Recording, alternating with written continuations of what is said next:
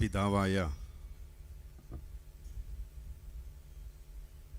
ശ്രീ പരമേശ്വരൻ്റെ ചൈതന്യം കൊണ്ട് പരിഭൂതമായ ഈ ഒരു സത്രവേദിയിൽ ഏറെ ആരാധ്യനായ ബഹുമാന്യനായ സത്രത്തിൻ്റെ ആചാര്യൻ ശ്രീ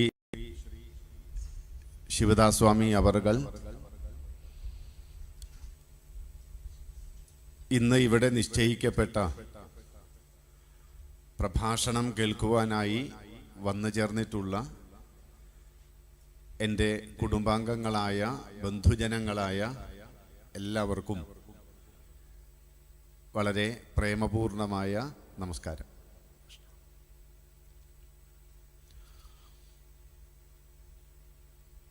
നമ്മുടെ ഈ സനാതന ധർമ്മത്തിൽ അതിൻ്റെ ഏറ്റവും വലിയ ഒരു സവിശേഷത എന്ന് പറയുന്നത് അനാദിയായ ഗുരുപരമ്പരയിൽ നിലനിൽക്കുന്ന ഒരു ധർമ്മ വ്യവസ്ഥയാണ് നമ്മുടേത്. മറ്റുള്ള മതങ്ങൾ പോലെ ഏതെങ്കിലും ഒരു ഈശ്വരനിലോ ഏതെങ്കിലും ഒരു ഗ്രന്ഥത്തിലോ മാത്രം ജീവിക്കുന്ന വ്യവസ്ഥയല്ല സനാതനധർമ്മം എന്നുള്ളത്. ഈ ധർമ്മം എണ്ണിയാലൊടുങ്ങാത്ത അത്രയധികമുള്ള വരിഷ്ഠരും ശ്രേഷ്ഠരുമായ നിരവധി ആചാര്യന്മാരാൽ പൂർവ ഋഷിമാരാൽ സമ്പന്നമാണ്. അവരുടെ വാക്കുകളെ, ജീവിതത്തെ പിൻപറ്റി അതിനെ സ്വീകരിച്ചാണ് നമ്മളെല്ലാവരും നമ്മുടെ ജീവിതത്തെ മുന്നോട്ട് കൊണ്ടുപോകുന്നത്. അതുകൊണ്ട് തന്നെ നമ്മുടെ ഈ ധർമ്മത്തിൽ ഒരിടത്തും ഒരു വ്യക്തിയും പറഞ്ഞിട്ടില്ല ഞാനാണ് അവസാന വാക്ക് എന്ന്. ഏത് ഗ്രന്ഥം നോക്കിയാലും, ഇവിടെ നടക്കുന്ന ഈ പുരാണ സത്രം നോക്കിയാലും, അതിലുള്ള ഏത് ആചാര്യൻ പറയുമ്പോഴും പറയുന്നൊരു വാക്കുണ്ട്. ആ വാക്ക് ഇത് പൂർവ ഋഷിമാർ ഇങ്ങനെയാണ് പറഞ്ഞിട്ടുള്ളത്, പൂർവ ആചാര്യന്മാർ ഇങ്ങനെയാണ് പറഞ്ഞിട്ടുള്ളത്, ആ കാര്യമാണ് ഞാൻ പറയുന്നത്. പുരാണങ്ങളിലൊക്കെ ഇങ്ങനെയാണ് പറഞ്ഞത് എങ്കിൽ അതിന് തൊട്ടു മുൻപുള്ള ഇതിഹാസങ്ങളിൽ, ഇതിഹാസ കാവ്യങ്ങളിൽ പോയി കൂടി അന്വേഷിക്കണം. രാമായണവും മഹാഭാരതവും. മഹാഭാരതത്തിൽ നിരവധി തരത്തിലുള്ള ഉപദേശങ്ങളുണ്ട്.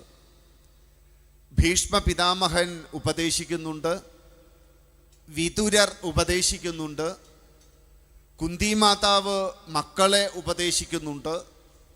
വ്യത്യസ്തങ്ങളായ നിരവധി തരത്തിലുള്ള ഉപദേശങ്ങളൊക്കെ നമ്മൾ ശ്രദ്ധിച്ചാലും അവരെല്ലാം ഒരേപോലെ പറയുന്നൊരു വാക്കുണ്ട്, ഇങ്ങനെയാണ് പൂർവികർ പറഞ്ഞിട്ടുള്ളത്, പൂർവാചാര്യന്മാർ പറഞ്ഞിട്ടുള്ളത്. അങ്ങനെ അന്വേഷിച്ച് ശ്രീകൃഷ്ണൻ എന്താ പറഞ്ഞത് എന്നൊന്ന് അന്വേഷിക്കാൻ അതേ മഹാഭാരതത്തിലെ ചെറിയ ഒരു ഉപപർവമായ ഭഗവത്ഗീത, ഗീതാപർവത്തിൽ ചെന്ന് ഭഗവത്ഗീതയിൽ ശ്രീകൃഷ്ണൻ പറഞ്ഞ വേദാന്ത സാരം 2800 വരികളുള്ള ആ ഭഗവത്ഗീതയിൽ ശ്രീകൃഷ്ണൻ എന്താ പറയുന്നേ? ശ്രീകൃഷ്ണൻ പറയുന്നത് പൂർവാചാര്യന്മാർ, പൂർവ ഋഷിമാർ ഇങ്ങനെ പറഞ്ഞിട്ടുണ്ട്. ഇതൊന്നും എൻ്റെ അഭിപ്രായമല്ല, ഇത് മുഴുവൻ ഞാൻ പറയുന്നതുമല്ല, ഇങ്ങനെയാണ് പൂർവ ഋഷിമാർ പറഞ്ഞിട്ടുള്ളത്. ശ്രീകൃഷ്ണൻ ഇങ്ങനെയാണ് പറയുന്നത് എങ്കിൽ അതിനു മുൻപുള്ള ഉപനിഷത്തുക്കൾ, ആ ഉപനിഷത്ത് കാലം ചെന്ന് നമ്മൾ അന്വേഷിക്കണം. അവിടെ എന്താ പറയുന്നേ? നമ്മൾ അവിടെ ചെന്ന് അന്വേഷിച്ചാലും അതിലുള്ള ആചാര്യന്മാർ പറയുന്നത് ഇങ്ങനെയാണ് പൂർവ ഋഷിമാർ, പൂർവാചാര്യന്മാർ പറഞ്ഞിട്ടുള്ളത്. ഉപനിഷത്തിന് മുൻപുള്ള സംഹിതകളിൽ ചെന്ന് അന്വേഷിക്കുക, അവിടെ എന്താ പറഞ്ഞിട്ടുള്ളത്? അവിടെയും പറയുന്നത് ഇങ്ങനെയാണ് പൂർവികർ പറഞ്ഞിട്ടുള്ളത്. എന്നാൽ ഇതിനൊക്കെ അടിസ്ഥാനമായ വേദങ്ങളിൽ അന്വേഷിച്ചാലോ അവിടെ ഇത് തന്നെ. അപ്പോൾ ഇത് എന്ന് തുടങ്ങി, ആരിലൂടെ മുന്നോട്ട് പോയി, എവിടെയെങ്കിലും ചെന്ന് അവസാനിക്കുന്ന ഒരു ജീവിതക്രമമല്ല സനാതനധർമ്മം. മതങ്ങൾ അങ്ങനെയാണ്. അവർക്കൊരു ഈശ്വരൻ, ആ ഈശ്വരൻ പറയുന്നത് പിൻപറ്റി ജീവിക്കണം, ചോദ്യം ചെയ്യാതെ വിശ്വസിക്കണം. ചോദ്യം ചെയ്താൽ ആ മതത്തിൽ നിന്ന് പുറത്താണ്. അങ്ങനെ ചോദ്യം ചെയ്തു കഴിഞ്ഞാലോ നിത്യ നരകത്തിലേക്ക് പതിക്കും. അതുകൊണ്ട് അവിടെ ഏതെങ്കിലും ഒന്നിൽ മാത്രം ചേർന്ന് നിന്ന് ജീവിക്കുക. ഒരു മതം, ഒരു ദൈവം, ഒരു ഗ്രന്ഥം, ഒരാരാധന, ഒരേ ദേവാലയ സങ്കല്പം, ഇങ്ങനെ പോയാൽ അത് മതം. പക്ഷെ സനാതനധർമ്മത്തിലോ ഒന്നല്ല. ഓരോരുത്തരും പറയുന്നു പൂർവ പ്രപിതാക്കളെല്ലാം, പൂർവ ഋഷിമാരെല്ലാം, പൂർവാചാര്യന്മാരെല്ലാം ഇങ്ങനെയാണ് പറഞ്ഞിട്ടുള്ളത്. ഇതാണ് നമ്മുടെ ഏറ്റവും വലിയ സൗഭാഗ്യം. നമുക്കങ്ങനെ ഒരാളല്ല, ഒരു ഗ്രന്ഥമല്ല, ലക്ഷക്കണക്കിന് ആചാര്യ പരമ്പരയാണ് ഈ സനാതനധർമ്മത്തെ നിലനിർത്തിയത്. എന്നാലും ചോദിച്ചു എന്നിരിക്കട്ടെ, ഇതെവിടെയെങ്കിലും ഒരു തുടക്കം വേണ്ടേ? നമ്മൾ ആരെയെങ്കിലും ഒരാളെ ഒന്ന് പൂജിക്കണ്ടേ? ഏതെങ്കിലും ഒരാചാര്യനിൽ നിന്ന് ആരംഭിക്കണ്ടേ? അങ്ങനെയാണെങ്കിൽ ആരെ ചൊല്ലണം, ആരെ നമിക്കണം, ആരിൽ നിന്ന് തുടങ്ങണം? അതിന് നമ്മുടെ പൂർവ്വ ഋഷിമാരെല്ലാം ചേർന്ന് പറഞ്ഞ് നമ്മുടെ എല്ലാവരുടെയും ആദ്യത്തെ ഒരു ഗുരുശ്രേഷ്ഠനുണ്ട്, ആചാര്യനുണ്ട്. ആ ആചാര്യനിൽ നിന്നാണ് സർവ്വതും ആരംഭിക്കേണ്ടത്. ആ ആചാര്യനെ നമിക്കുന്ന ആദ്യത്തെ വരിയാണ് സദാശിവ സമാരംഭാം എന്നുള്ളത്. സദാശിവനിൽ നിന്നാണ് ആരംഭിച്ചത്. ആരാ സദാശിവൻ? സർവ അനുഗ്രഹവും സർവർക്കും തരാൻ തയ്യാറായിട്ടുള്ള ഭാവമാണ് സദാശിവൻ. ലളിതാ സഹസ്രനാമത്തിൽ ദേവിയുടെ ധർമ്മങ്ങളെ, കർമ്മങ്ങളെ പ്രതിപാദിക്കുന്ന സമയത്ത് പഞ്ചകൃത്യപരായണ എന്ന് പറയും. ആ പഞ്ചകൃത്യപരായണയിൽ സദാശിവൻ എന്തിനുള്ളതാ?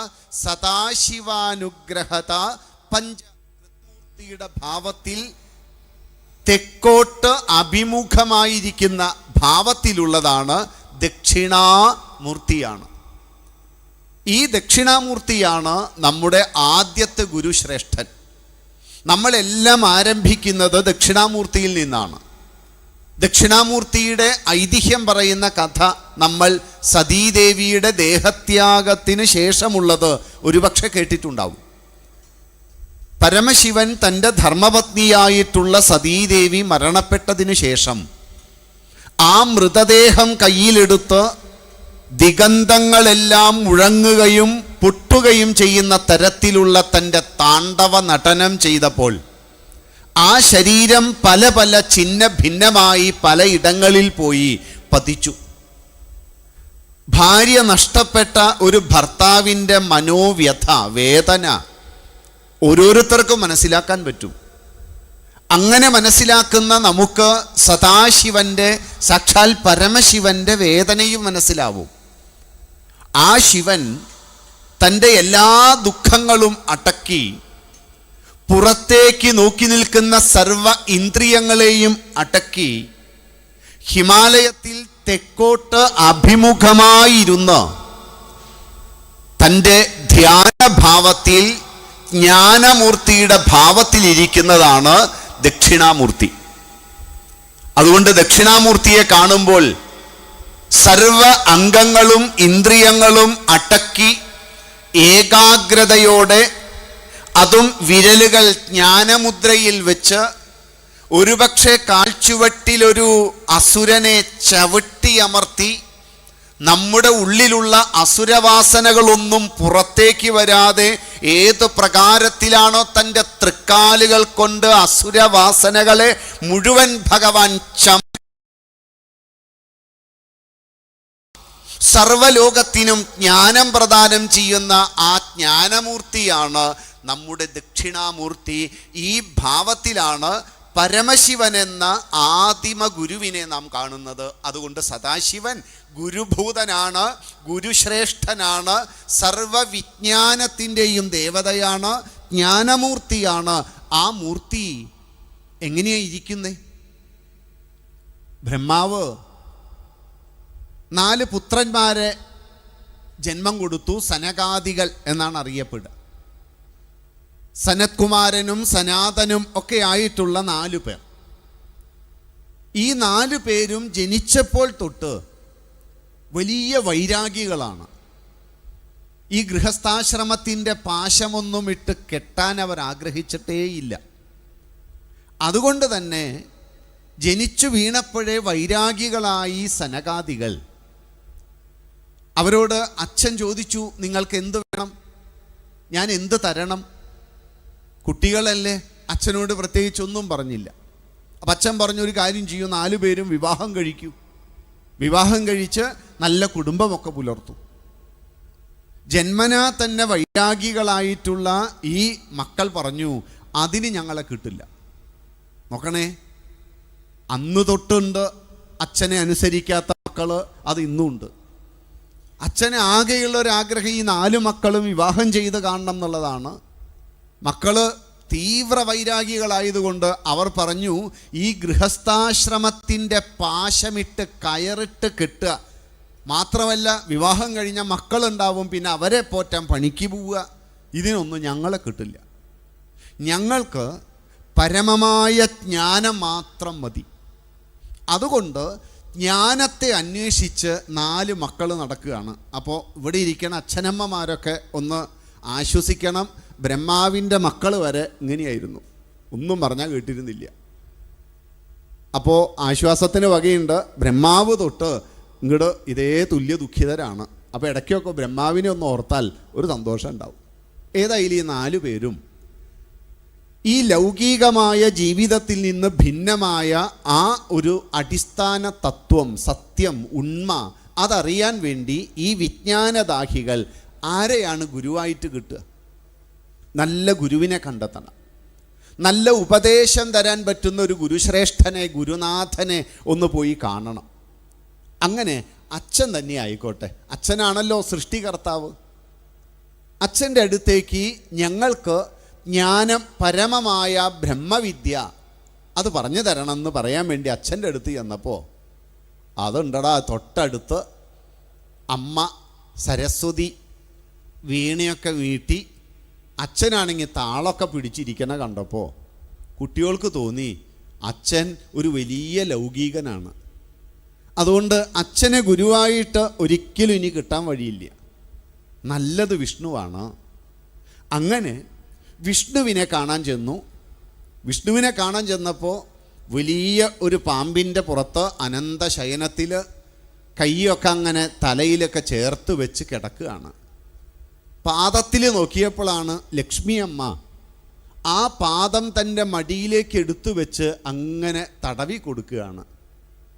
വിഷ്ണു ഇതിലും ഭേദം അച്ഛനായിരുന്നു. വിഷ്ണുവും വലിയ ലൗകികൻ തന്നെ. അതുകൊണ്ട് വിഷ്ണുവിനെ വിട്ടു. ഇനി ഒറ്റ ആളേ ഉള്ളൂ, അത് ശിവനാണ്.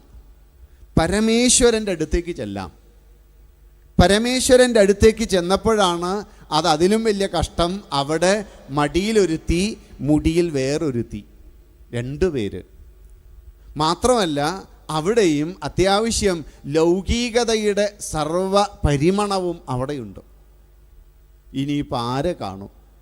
ഈ സർവവിദ്യയും ഈ ജ്ഞാനവിദ്യ, ബ്രഹ്മവിദ്യ ഇനി ആര് പഠിപ്പിച്ചു തരും? ആരാണൊരു ഗുരു എന്ന് വിചാരിച്ച് ഈ തീവ്ര വൈരാഗികളായ സനകാദികൾ അങ്ങനെ നടക്കുമ്പോൾ പാർവതി പറയും, നോക്കൂ, സാധാരണക്കാരൻ അതീവമായ ജ്ഞാനമുള്ള ഈ വ്യക്തികളെ ലൗകികന്മാരായി തെറ്റിദ്ധരിക്കുന്നത് സാധാരണയാണ്. അതുകൊണ്ട് അങ്ങൊരു കാര്യം ചെയ്യൂ, അവർക്ക് ഉപദേശം കൊടുക്കൂ.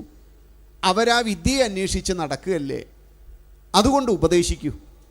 അവർക്ക് ഏതൊരു രൂപം കണ്ടാലാണോ അവർക്ക് സർവവിദ്യയും ലഭിക്കൂ എന്ന് പറ്റുന്ന തരത്തിലുള്ള ഒരു രൂപത്തിലേക്ക് വേണം അങ്ങ് മാറാൻ. അങ്ങനൊരു രൂപത്തിൽ അവരുടെ മുന്നിൽ പ്രത്യക്ഷപ്പെടും. പാർവതിയുടെ ഇംഗിതപ്രകാരം ശ്രീ പരമേശ്വരൻ ഒരു ചെറിയ ഒരു യുവാവിൻ്റെ 16 തികഞ്ഞ ഒരു യുവാവിൻ്റെ ഭാവത്തിൽ ഈ സനകാദികൾ 4 പേരും നടന്നു വരുന്നതിൻ്റെ മുൻപിൽ ഒരു ആൽച്ചുവട്ടിൽ ആൽത്തറയിൽ അങ്ങനെ ധ്യാനമഗ്നനായിരിക്കുകയാണ്. അത് കണ്ടപ്പോൾ സനകാദികൾക്ക് സന്തോഷം. ഈ ഗുരുനാഥൻ നമുക്ക് വേണ്ട ആത്മവിദ്യ ബ്രഹ്മവിദ്യ ഉപദേശിക്കും. ഓടിച്ചെന്ന് കാര്യം പറഞ്ഞു, ഞങ്ങൾക്ക് വേണ്ട ആ വിദ്യ ഒന്ന് ഉപദേശിക്കാമോ? അപ്പോഴാണ് മനസ്സിലായത് ഈ ഗുരുനാഥൻ മിണ്ടില്ല, മൂക്കനാണെങ്കിലും കുറച്ചു നേരം മുഖത്തോട് മുഖം നോക്കിയിരുന്നു. ആ നോക്കിയിരുന്നപ്പോൾ ജ്ഞാനം അങ്ങ് പ്രവഹിക്കാൻ തുടങ്ങി, സരസ്വതി പ്രവഹിക്കാൻ തുടങ്ങി. എങ്ങനെയാണ് മുഖം മുഖത്തിനോട് നോക്കി, കണ്ണ് കണ്ണിനോട് നോക്കിയിരുന്നപ്പോൾ അറിവുകൾ മുന്നോട്ട് വന്നപ്പോൾ അതാണ് പ്രസിദ്ധമായ ശ്ലോകം, ചിത്രം വടതരോർമൂലേ വൃദ്ധാ ശിഷ്യ ഗുരുർയുവ. ഗുരു എങ്ങനെയാ ചെയ്യണത്? ഗുരോസ്തു മൗനം വ്യാഖ്യാനം. ഗുരു എന്താ ചെയ്യുന്നേ? മൗനമായിട്ടിരിക്കുകയാണ്.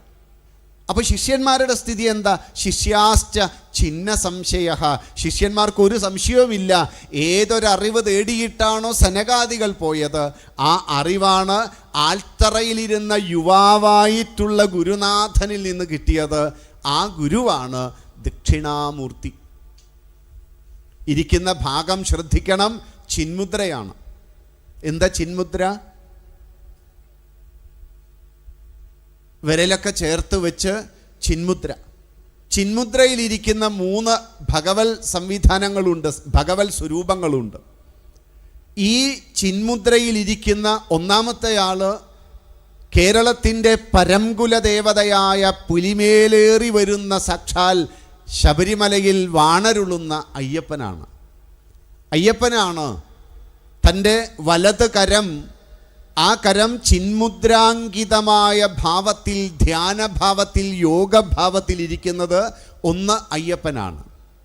2 നേരത്തെ പറഞ്ഞ 700 ശ്ലോകങ്ങളും 2800 വരികളും നമുക്ക് തരുന്ന സർവവേദ രഹസ്യമായ ഭഗവത്ഗീത അർജുനനോട് ഉപദേശിക്കുമ്പോൾ ശ്രീകൃഷ്ണ പരമാത്മാ നിന്നതും ഇതേ ചിന്മുദ്രയിലാണ്. ഇതേ ചിന്മുദ്രയിലാണ് ആദ്യ ഗുരുവായിട്ടുള്ള ദക്ഷിണാമൂർത്തിയും ഇരിക്കുന്നത്. ചിന്മുദ്രയിലാണ്. എന്താണ് ചിന്മുദ്ര? ശബരിമലയിൽ പോകുന്ന നമുക്ക്, ദക്ഷിണാമൂർത്തിയെ ഉപാസിക്കുന്ന നമുക്ക്, കൃഷ്ണം വന്ദേ ജഗദ്ഗുരും എന്ന് പറയുന്ന ജഗദ്ഗുരുവായ ശ്രീകൃഷ്ണനെ ഭജിക്കുന്ന നമുക്ക് ചിന്മുദ്രാങ്കിതമായ ഭാവത്തിൻ്റെ സാമാന്യ തത്വം മനസ്സിലാക്കിയേ പറ്റൂ. നമ്മളൊക്കെ സാധാരണ മനുഷ്യരായതുകൊണ്ട് നമ്മളൊക്കെ പ്രകൃതിവശരാണ്. ഈ പ്രകൃതിയോട് ചേർന്ന് ജീവിക്കുക. എന്താ പ്രകൃതിയുടെ ലക്ഷണം? പ്രകൃതിയുടെ ലക്ഷണം സുഖിക്കുക, സന്തോഷം വേണം എപ്പോഴും. അതുകൊണ്ട് അതിനു പറ്റിയ സർവ്വതും നേടിയെടുക്കാൻ വേണ്ടി പരിശ്രമിക്കുക. അതിനുവേണ്ടി നല്ലപോലെ ഭക്ഷണം കഴിച്ച സുഖം ഉണ്ടാവും. വയറ് നിറച്ച് ഭക്ഷണം, കുറച്ച് കഴിയട്ടെ അപ്പോൾ കാണാം. തിന്നുക, കുടിക്കുക, രമിക്കുക, ഭുജിക്കുക, ഭോഗിക്കുക, എൻ്റെ കാര്യം മാത്രം സിന്ദാബാദ്, ഇങ്ങനെ ജീവിക്കുന്നതാണ് പ്രകൃതിവശനായി ജീവിക്കുക. അവനവൻ്റെ കാര്യം, അതിനൊരു കോട്ടവും തട്ടാത്ത തരത്തിൽ അതിനനുകൂലമായി ആരെ പറ്റിച്ചോ തട്ടിച്ചോ വെട്ടിച്ചോ കുതികാല് വെട്ടിയോ ഇതൊന്നും പ്രശ്നമല്ല, എൻ്റെ കാര്യം നടക്കണം. അങ്ങനെ ജീവിക്കുന്ന പ്രകൃതിവശരാണ് ഈ പ്രകൃതിയുമായി ചേർന്ന് ജീവിക്കുന്ന ഞാനും നിങ്ങളും നമ്മളും. അതുകൊണ്ട് തന്നെ നമ്മൾ എപ്പോഴും പ്രകൃതി എന്ന ഈ ചെറുവിരലിനോട് ചേർന്നിരിക്കും. കാരണം ഈ പ്രകൃതിക്കൊരു പ്രത്യേകതയുണ്ട്. 3 ഗുണങ്ങളോട് കൂടിയതാണ് പ്രകൃതി. ഒന്നാമത്തത് സത്വം, 2 രജസ്, 3 തമസ്. ഈ സത്വ രജ തമോ ഗുണാദികളായ ഒന്നാണ് പ്രകൃതി. അതാണ് ഈ 3 വിരലുകൾ. എന്തൊക്കെയായിരുന്നു? സത്വം, രജസ്, തമസ്. മനുഷ്യൻ എപ്പോഴും എന്തിനോട് ചേർന്നിരിക്കുകയുള്ളൂ? ചൂണ്ടുവിരൽ മനുഷ്യനെ സൂചിപ്പിക്കുന്നതാണ്. അതുകൊണ്ട് മനുഷ്യൻ എപ്പോഴും ഈ സത്വരജ തമോ ഗുണാദികളായിട്ടുള്ള പ്രകൃതിയോട് ചേർന്നിരിക്കും. അത്രയും കാലം ഈ പെരുവിരൽ എന്ന് പറയുന്ന, തള്ളവിരൽ എന്ന് പറയുന്നത് ഈശ്വരനാണ്. അത്രയും കാലം ഈശ്വരൻ എങ്ങനെയായിരിക്കും? സംശയമുള്ളവരൊന്ന് വിരൽ ചേർത്ത് നോക്കൂ. ഇത് ചേരില്ല. അത് ചേരണമെങ്കിൽ വീണ്ടും പറയണം ചേർക്കൂ. അപ്പോഴും ഓർക്കുക ഇതും ചേർക്കണമല്ലേ. എപ്പോഴും ഇങ്ങനെ ജീവിക്കുമ്പോൾ അടിച്ചു പൊളിച്ച് ജീവിക്കുക എന്നൊക്കെ ഇന്നത്തെ തലമുറ പറയില്ലേ? ആരെ എന്ത് പറ്റിച്ചാലും കുഴപ്പമില്ല, യാവത് ജീവേത് സുഖം ജീവേത്, എങ്ങനെ ജീവിച്ചാലും കുഴപ്പമില്ല, സുഖമായി ജീവിക്കണം. അതിനുവേണ്ടി എന്ത് ചെയ്യണം? ഋണം കൃത്വ, കിട്ടാവുന്ന പണം മുഴുവൻ കടം വാങ്ങണം.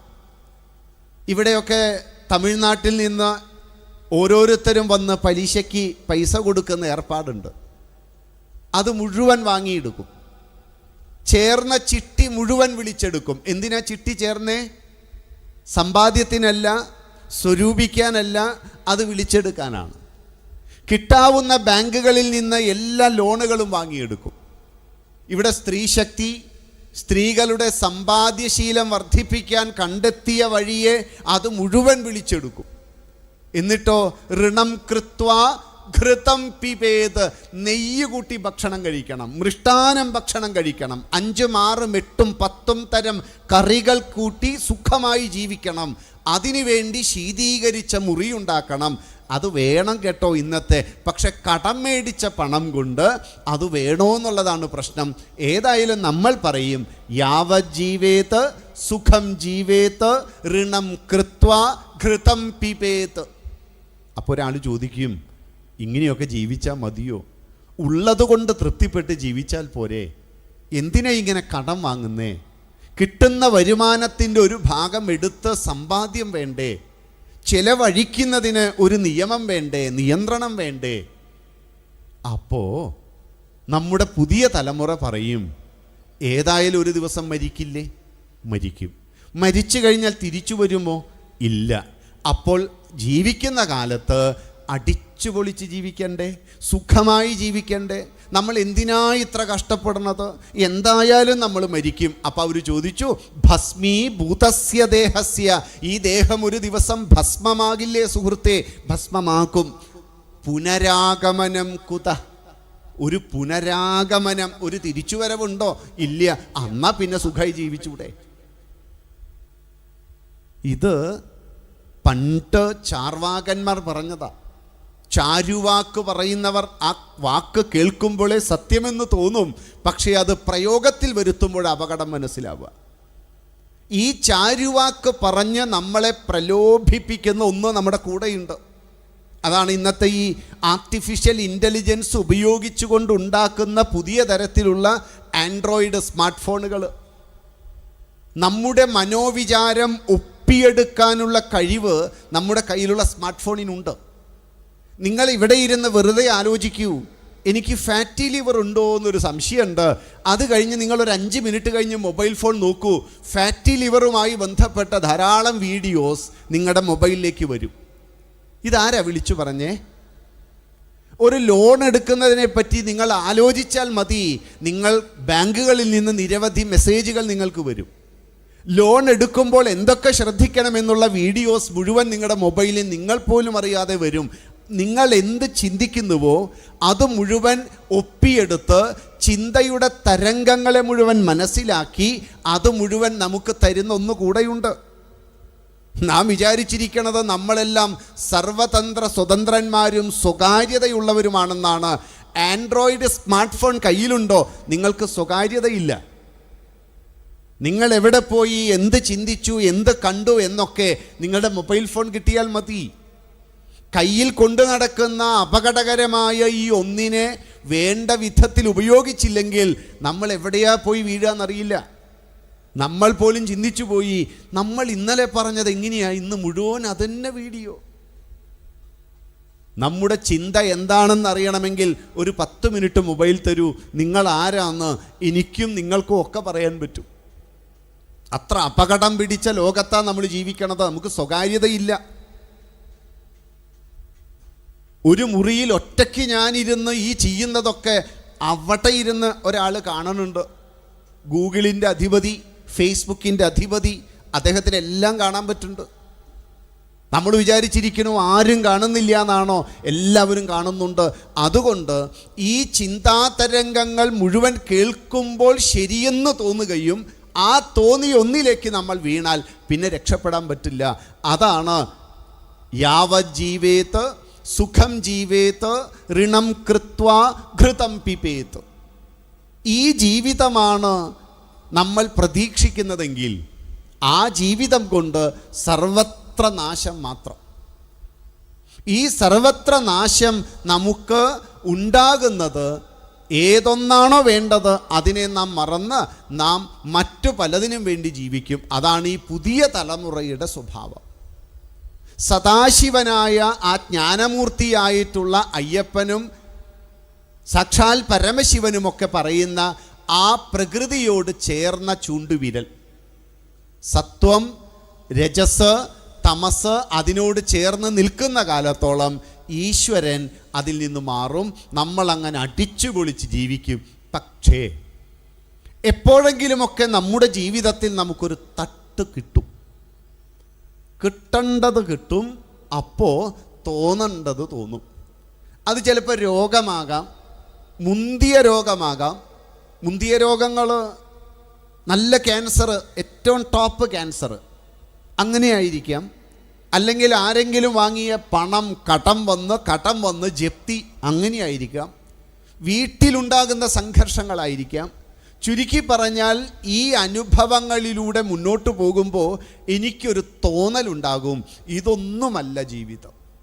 ഈ ജീവിച്ച ജീവിതമൊന്നും ഒരു ജീവിതമേ അല്ല.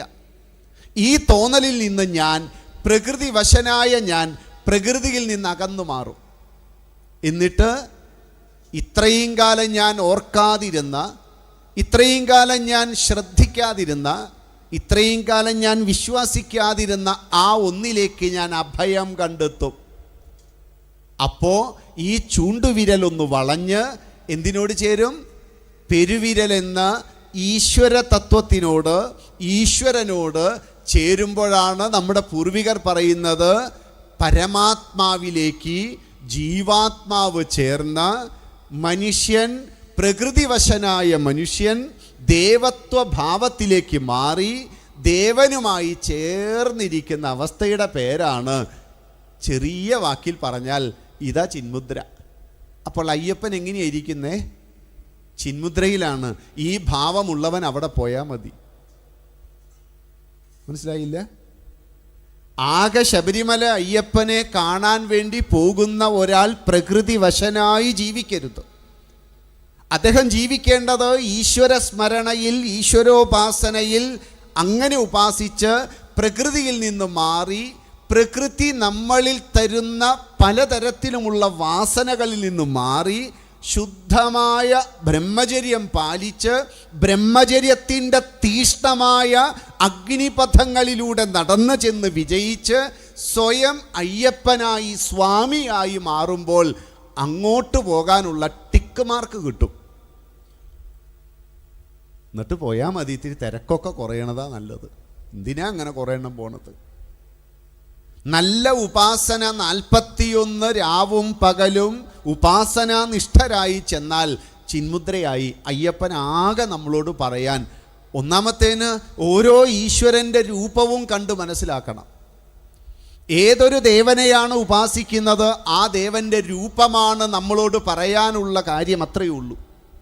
ഓരോ ദേവൻ്റെയും രൂപം നോക്കുക. ചില ദേവന്മാരുടെ കൈകളിൽ, ചില ദേവിമാരുടെ കൈകളിൽ ആയുധങ്ങൾ മാത്രമേ ഉണ്ടാകൂ. ചില ദേവന്മാരുടെ കയ്യിൽ ആയുധങ്ങൾ ഉണ്ടാകില്ല, ഉപകരണങ്ങളായിരിക്കും ഉണ്ടാകുക. ചിലരുടെ കയ്യിൽ സംഗീതത്തിൻ്റെ മാത്രം ഉപകരണങ്ങൾ. മറ്റു ചിലർ ഉപകരണങ്ങളുമില്ല, ആയുധങ്ങളുമില്ല, ഗ്രന്ഥക്കെട്ടുകളായിരിക്കും കയ്യിലുണ്ടാകുക. എല്ലാ ഉപകരണങ്ങളെയും തച്ചുടയ്ക്കാൻ കെൽപ്പുള്ള വിദ്യാസമ്പത്തുള്ളതായിരിക്കും ചിലപ്പോൾ കയ്യിലുള്ളത്. മറ്റു ചില ദേവതകളുടെ കയ്യിൽ അനുഗ്രഹ നിഗ്രഹ ഭാവങ്ങളായിരിക്കും ഉണ്ടാകുക, അനുഗ്രഹ ഭാവത്തിലായിരിക്കും ഉണ്ടാകുക. കയ്യിലൊന്നും ഉണ്ടാവില്ല. അങ്ങനെയുള്ള ദേവതാഭാവങ്ങളിൽ അയ്യപ്പൻ്റെ കയ്യിൽ ആയുധമില്ല, അയ്യപ്പൻ്റെ കയ്യിൽ ഉപകരണമില്ല. അയ്യപ്പൻ്റെ കയ്യിൽ ആകെയുള്ളത് ഒരു കൈ താഴോട്ടും മറുകൈയിൽ ചിന്മുദ്രാങ്കിതമായ ഭാവത്തിലിരിക്കുന്ന അയ്യപ്പമൂർത്തി നമ്മളോട് പറയുന്ന ഒറ്റ കാര്യമുള്ളൂ. നോക്കൂ, ഈ പ്രകൃതിവശനായി ഇങ്ങനെ ജീവിച്ചത് മതി, ഇനിയെങ്കിലും ഒന്ന് ചേർന്നിരുന്ന് ജീവിക്കൂ. ആ ജീവിതത്തിൻ്റെ സ്വച്ഛന്തമായ നൈർമല്യമുള്ള ആ നിർമ്മല ഭാവമുള്ള തപസ്സിൽ നിന്നുണ്ടാകുന്ന ഗുണം കൊണ്ട് ഒന്ന് എൻ്റെ അടുത്ത് വരൂ എന്ന ഈ പറഞ്ഞത്. എന്നാലും നമ്മളത് കേൾക്കില്ല. എന്നാലും 10 പേരുടെ കുറ്റമൊക്കെ പറഞ്ഞ് 4 ശരണം കൂടുതൽ വിളിച്ചാലും 5 ശരണം വേറെ വിളിക്കുക. ഇതൊക്കെ ആയിട്ട് നമ്മൾ പറയുക 18 കൊല്ലായി പോണു, എന്നിട്ടോ ഒന്നും കിട്ടിയില്ല, ഒന്നും കിട്ടില്ല. എങ്ങനെ ജീവിക്കാനാണ് പറഞ്ഞത്? സ്വയം സ്വാമിയായി മാറണം എന്നാ പറഞ്ഞത്. ആരാ സ്വാമി? സ്വാമി എന്നുള്ള വാക്കിനർത്ഥം യജമാനൻ എന്നാണ്. യജമാനനാണ് സ്വാമി. അല്ലെങ്കിൽ പിന്നെ സ്വാമി എന്ന് വിളിച്ചോളൂ, നല്ലതാ, പകുതി എന്ന അർത്ഥം. സ്വാമി, ഇത് സ്വാമിയാണ്, യജമാനനാണ്. എന്തിൻ്റെ യജമാനൻ? ഇത്രയും കാലം ഞാൻ ജീവിച്ചത് എൻ്റെ ഇന്ദ്രിയങ്ങൾ പറയുന്നതിനനുസരിച്ച്. എൻ്റെ ജ്ഞാനേന്ദ്രിയങ്ങളും കർമ്മേന്ദ്രിയങ്ങളും എൻ്റെ ഉള്ളിലിരുന്ന് ഓരോന്നിനും എന്നെ പ്രേരിപ്പിക്കും.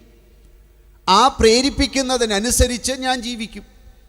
നാവ് പറയും ഇന്നത് കഴിക്കൂ, അപ്പോൾ നേരെ ഹരിപ്പാട് ടൗണിൽ പോകുന്നു, അത് കഴിക്കുന്നു. മൂക്ക് പറയും ഇന്നത് മണക്കൂ, അപ്പം മണം പിടിപ്പിച്ച് അങ്ങനെ പിടിച്ച് നടക്കും. ചിലർക്ക് മണം പോലും മനസ്സിലാവില്ല, എന്നാലും കഴിക്കും. നാക്കും മൂക്കും പറയുന്നതിനനുസരിച്ച് ജീവിച്ചു. ചെവി പറഞ്ഞു ഇന്നത് കേൾക്കൂ, കണ്ണ് പറഞ്ഞു ഇന്നത് കണ്ടോളൂ. പിന്നെ അതിലാണ് അഭിരമിച്ച് അതിൽ ജീവിക്കും. ഇങ്ങനെ പഞ്ചേന്ദ്രിയങ്ങളായ കണ്ണുമൂക്ക് നാക്ക് തൊക്ക് ചെവി, ഈ 5 എണ്ണം പറയുന്നതിനനുസരിച്ച് ഞാൻ അങ്ങനെ ജീവിച്ചു. ഇപ്പം എൻ്റെ സ്വാമി ശരിക്കും ആരാ? ഈ ഇന്ദ്രിയങ്ങളാ. ഈ ഇന്ദ്രിയങ്ങൾ പറയുന്നതിനനുസരിച്ച് ഞാനങ്ങ് ജീവിച്ചു, മൃഗത്തെ പോലെ. അങ്ങനെ ജീവിച്ച ഞാൻ സ്വയം ഇതിൻ്റെയെല്ലാം അല്പഭാവം മനസ്സിലാക്കി ഞാൻ സ്വയം മാറി ഈ ഇന്ദ്രിയങ്ങളെ മുഴുവൻ നിയമിക്കുകയും നിയന്ത്രിക്കുകയും ചെയ്യുന്ന, ഇന്ദ്രിയങ്ങളുടെ മേൽ ഒരു അധീശത്വം വരുന്ന, അതിനൊക്കെ നിയന്ത്രിക്കാൻ പറ്റുന്ന ഇവയുടെ സ്വാമി ഞാനായി. ഇനി ഞാൻ പറയും കണ്ണിനോട് എന്ത് കാണണമെന്ന്, ഞാൻ പറയും മൂക്കിനോട് ഇനി എന്ത് മണക്കണമെന്ന്. ഇനി ഞാനാണ് തീരുമാനിക്കാൻ പോകുന്നത്. എങ്കിൽ ഞാൻ ഇന്ദ്രിയങ്ങളുടെ മുഴുവൻ യജമാനനായി മാറുമ്പോൾ ഞാൻ ആരായി? സ്വാമിയായി. ഇപ്പം ശബരിമലയ്ക്ക് പോവാനുള്ള 2ാമത്തെ ടിക്ക് മാർക്ക് കിട്ടി. ഇപ്പം യോഗ്യതയായി. കാരണം ഇന്ദ്രിയങ്ങളെ മുഴുവൻ നിയമിക്കുകയും നിയന്ത്രിക്കുകയും ചെയ്യുന്ന സ്വാമിയാണ്. ശബരിമലയിൽ പോകുമ്പോൾ നിങ്ങൾ ലോകത്തിൽ ഏത് ക്ഷേത്രത്തിലും പൊക്കോളൂ. ഈ ലോകത്തിലുള്ള ലക്ഷോപലക്ഷം ക്ഷേത്രങ്ങളിലേക്ക് നിങ്ങൾ പൊക്കോളൂ, നിങ്ങളുടെ പേരിൽ ഒരു മാറ്റവും വരില്ല. എൻ്റെ പേര് എനിക്ക് തന്നെ, നിങ്ങളുടെ പേര് നിങ്ങൾക്ക് തന്നെ. നിങ്ങൾ ആ ക്ഷേത്ര സന്നിധിയിൽ പോയാലും നിങ്ങളെ ആൾക്കൂട്ടത്തിനിടയിൽ കണ്ടുപിടിക്കാൻ നിങ്ങളുടെ പേര് ഉച്ചത്തിൽ വിളിച്ചാൽ നിങ്ങൾ കൈ ഉയർത്തും, അല്ലെങ്കിൽ തിരിഞ്ഞു നോക്കും. പക്ഷേ ലോകത്തിൽ ശബരിമല ക്ഷേത്രത്തിൽ മാത്രമാണ് നിങ്ങളുടെ പേര് മാറി ഭക്തന് ഭഗവാന്റെ പേര് ലഭിക്കും. ഭക്തന് ഭഗവാന്റെ പേര് ലഭിക്കുന്ന ഒരേ ഒരു ക്ഷേത്രമേ ലോകത്തുള്ളൂ, അത് ശബരിമല ക്ഷേത്രമാണ്. സ്വയം അയ്യപ്പനായി മാറുകയാണ്. ഇപ്പം എന്താ പേര്? സ്വാമി അല്ലെങ്കിൽ അയ്യപ്പൻ. എല്ലാത്തിലും അയ്യപ്പനെ കാണുന്നത് കൊണ്ട് കാണുന്ന സർവ്വതിലും അയ്യപ്പനെ മാത്രം കാണും. ബീഡി വലിക്കുന്ന സ്വഭാവമുണ്ടായിരുന്നു. ശബരിമലയ്ക്ക് മാലയിട്ടതിന് ശേഷം ബീഡി വലി കുറച്ചെങ്കിലും ആ ബീഡി വലിക്കുന്ന സ്വഭാവമുള്ളത് കൊണ്ട് ബീഡിയിൽ പോലും സ്വാമിയെ കാണും. അതുകൊണ്ട് ഇപ്പം കടയിൽ ചെന്ന് എന്താ പറയുക? ഒരു സ്വാമി ബീഡി തരുമോ എന്നൊക്കെയാണ് അപ്പോൾ ചോദിക്കണത്. കിങ് ബീഡി, കാജ ബീഡി എന്നൊക്കെ കേട്ടിട്ടില്ലേ? അതൊക്കെ മാറി. കാരണം ബീഡിയിൽ പോലും ഇപ്പം ആരെ കാണും? സ്വാമിയെ കാണും. 4 കിലോമീറ്റർ കുത്തനെ മല കയറി അങ്ങ് പോകുമ്പോൾ കഴുതകൾ ഇങ്ങനെ വരുന്നുണ്ടാവും. അപ്പം മുകളിൽ നിന്ന് ഒരാൾ വിളിച്ചു പറയുതേ കഴുതസ്വാമി വരുന്നുണ്ട് കേട്ടോ, മാറി നടന്നോ. കഴുതയെ ആരായി കാണും? സ്വാമി. എല്ലാവരും സ്വാമിയാണ്. എന്തുകൊണ്ട്? ഈ പ്രകൃതിയിലെ സർവചരാചരങ്ങളിലും കുടികൊള്ളുന്ന ആ തത്വത്തെ, സത്യത്തെ, ഉണ്മയെ ഞാൻ മനസ്സിലാക്കി ഞാൻ അതായി തീരുമ്പോൾ എൻ്റെ നാമം ഇതാണ്, സ്വാമി അഥവാ അയ്യപ്പൻ. ഇതാണ് ചിന്മുദ്രാങ്കിതമായിരിക്കുന്ന സദാശിവനും ചിന്മുദ്രാങ്കിതമായിരിക്കുന്ന ഈ ഒരു അയ്യപ്പനും ശ്രീകൃഷ്ണനുമൊക്കെ നമ്മളെ പഠിപ്പിക്കുന്നത്. ഇവരെല്ലാം ഗുരുനാഥന്മാരാണ്. അതുകൊണ്ട് പരമശിവൻ്റെ ഗുരുഭാവത്തെ ഒന്നാമത് നാം മനസ്സിലാക്കണം. ആ ഗുരുഭാവമാണ് ദക്ഷിണാമൂർത്തി. ആ ഗുരുനാഥനെയാണ് നാം എപ്പോഴും ഭജിക്കേണ്ടത്. സദാശിവ സമാരംഭാം ശങ്കരാചാര്യ മധ്യമാം അസ്മതാചാര്യ പര്യന്താം വന്ദേ ഗുരുപരമ്പരാം. സദാശിവനിൽ നിന്ന് ആരംഭിച്ച് ശങ്കരാചാര്യരിലൂടെ നടന്നു നീങ്ങി ഇപ്പോഴത്തെ എൻ്റെ ഗുരുവേദോ അസ്മതാചാര്യ പര്യന്താം. ഇപ്പോഴത്തെ എൻ്റെ ഗുരുനാഥൻ ആരാണ്? ആ ഗുരുനാഥൻ്റെ നാമം കൂടി മനസ്സിൽ ചൊല്ലി അങ്ങനെയുള്ള ഗുരുപരമ്പരയ്ക്ക് മുഴുവൻ വന്ദേ ഗുരുപരമ്പരാം. ആ പരമ്പരയെ മുഴുവൻ ഭജിച്ചുകൊണ്ടാണ് ഏത് മംഗളകർമ്മവും നമ്മൾ ചെയ്യുന്നത്. ആ സദാശിവൻ നമ്മളെ പഠിപ്പിക്കുന്ന ഒന്നാമത്തെ പാഠം ഗുരുനാഥനാണ് സദാശിവൻ. രണ്ടാമത്തെ പാഠമുണ്ട്. അത് സദാശിവനായ ആ ഗുരുനാഥൻ നമ്മളെ പഠിപ്പിക്കുന്നു, ലോകത്തിൽ എല്ലാവരും തീവ്ര വൈരാഗികളായാൽ ഈ ലോകം നിലനിൽക്കണ്ടേ? ലോകം നിലനിൽക്കുവാൻ വേണ്ടിയിട്ട് ലൗകിക ഭാവം കൂടി വേണം. അതുകൊണ്ട് ഗൃഹസ്ഥനായ ഒരു പരമശിവനുണ്ട്, ഗൃഹനാഥനായ ഒരു പരമശിവനുണ്ട്. ആ പരമശിവൻ നമ്മളെ പഠിപ്പിക്കുന്ന രണ്ടാമത്തെ പാഠം വർത്തമാനകാലത്തിൽ എല്ലാവർക്കും ആവശ്യമുള്ളതാണ്. ആ പാഠമാണ് നമ്മൾ കേട്ട് മറന്ന ആ ശിവകുടുംബം എന്നുള്ളത്. എന്താണ് കുടുംബം? കുടുംബം എന്ന വാക്കിന് കുടുംബയത്തെ പാലയത്തെ എന്നാണ് അർത്ഥം. എന്താ അർത്ഥം? പാലയത്തെ, പാലിപ്പിക്കുന്നത് കൊണ്ട്, പാലിക്കപ്പെടുന്നത് കൊണ്ട് കുടുംബം. അല്ലാതെ കൂടുമ്പോൾ ഇമ്പമുള്ളത് എന്നൊന്നും അല്ല.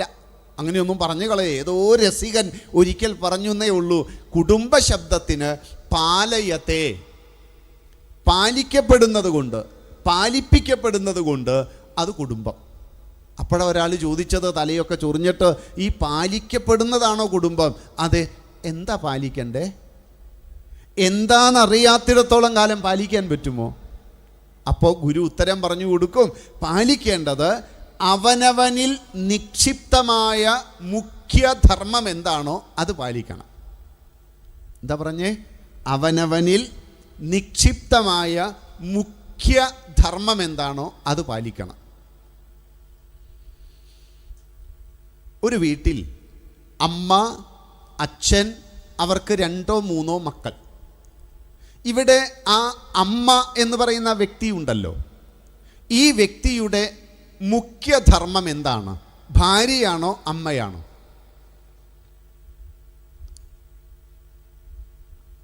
ഇതിനൊരു തീരുമാനം ഉണ്ടാക്കണം. വിവാഹത്തിൻ്റെ കതിർമണ്ഡപത്തിൽ തൻ്റെ മകൾ നിൽക്കുമ്പോൾ അച്ഛൻ സർവരും കേൾക്കെ തൻ്റെ മകളുടെ പാണിയെടുത്ത് കൈയെടുത്ത് വരൻ്റെ പാണിയിൽ വെച്ചുകൊടുത്ത് ചൊല്ലുന്ന ധർമ്മസൂക്ത പ്രതിജ്ഞകളിൽ ഒരു ധർമ്മസൂക്ത പ്രതിജ്ഞയാണ് പതീം ഏകാദശം കുരു.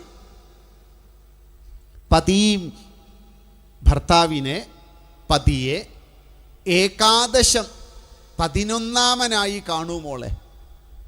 എത്രാമനായി കാണണം? 11ാമനായി കാണണം. എന്ന് പറഞ്ഞാൽ നിനക്ക് 10 മക്കളുണ്ടാവട്ടെ. നോക്കണേ, എത്ര സമ്പന്നമായ ഒരു സംസ്കാരമായിരുന്നു നമ്മുടെ വിവാഹം. വിവാഹത്തിൻ്റെ കതിർമണ്ഡപത്തിൽ അച്ഛൻ എത്ര മനോഹരമായാണ് മകളെ ഉപദേശിക്കുന്നത്. ഇതിനു മുൻപേ ഇതൊക്കെ പറഞ്ഞു കൊടുത്തിട്ടുണ്ടാകും തീർച്ച. അച്ഛനാണ് പറയുന്നതെന്ന് ഓർക്കണം. അച്ഛൻ പറയുകയാണ്, നിനക്ക് 11ാമനായി ഭർത്താവിനെ കാണൂ എന്ന് പറഞ്ഞാൽ ഒരു കുഞ്ഞുണ്ടായാൽ 2ാമത്തെ കുഞ്ഞിൻ്റെ സ്ഥാനമാണ് ഭർത്താവിന്. 2 മക്കളുണ്ടെങ്കിൽ 3ാമത്തെ മകൻ്റെ സ്ഥാനമാണ് ഭർത്താവിന്. എങ്കിൽ നിങ്ങൾ പറ, ഒരു സ്ത്രീക്ക് മക്കളുണ്ടായിക്കഴിഞ്ഞാൽ നമ്മൾ ആ വീട്ടിൽ ഭാര്യയാണോ അമ്മയാണോ മുഖ്യധർമ്മം? ഭർത്താവിനും അമ്മയായി തീരുന്നൊരു പ്രതിഭാസമുണ്ട് അവിടെ. ഞാനത് പറഞ്ഞാൽ ഒരുപക്ഷെ ചിരിക്കും. പഴയ അമ്മമാർക്കറിയാം. നമ്മുടെയൊക്കെ വീട്ടിൽ നമ്മുടെ അച്ഛൻ വീട്ടിൽ വന്നു കഴിഞ്ഞാൽ, ഇവിടെ ഇരിക്കുന്നതിൽ ഒരു 40 വയസ്സ് കഴിഞ്ഞവർ സ്വബോധമുള്ള അച്ഛനാണെങ്കിൽ, ചില അച്ഛന്മാർ 4 കാലുമേ വരിക, എന്താ പറയാമെന്നറിയില്ല, ആ കഥയല്ല പറയുന്നത്.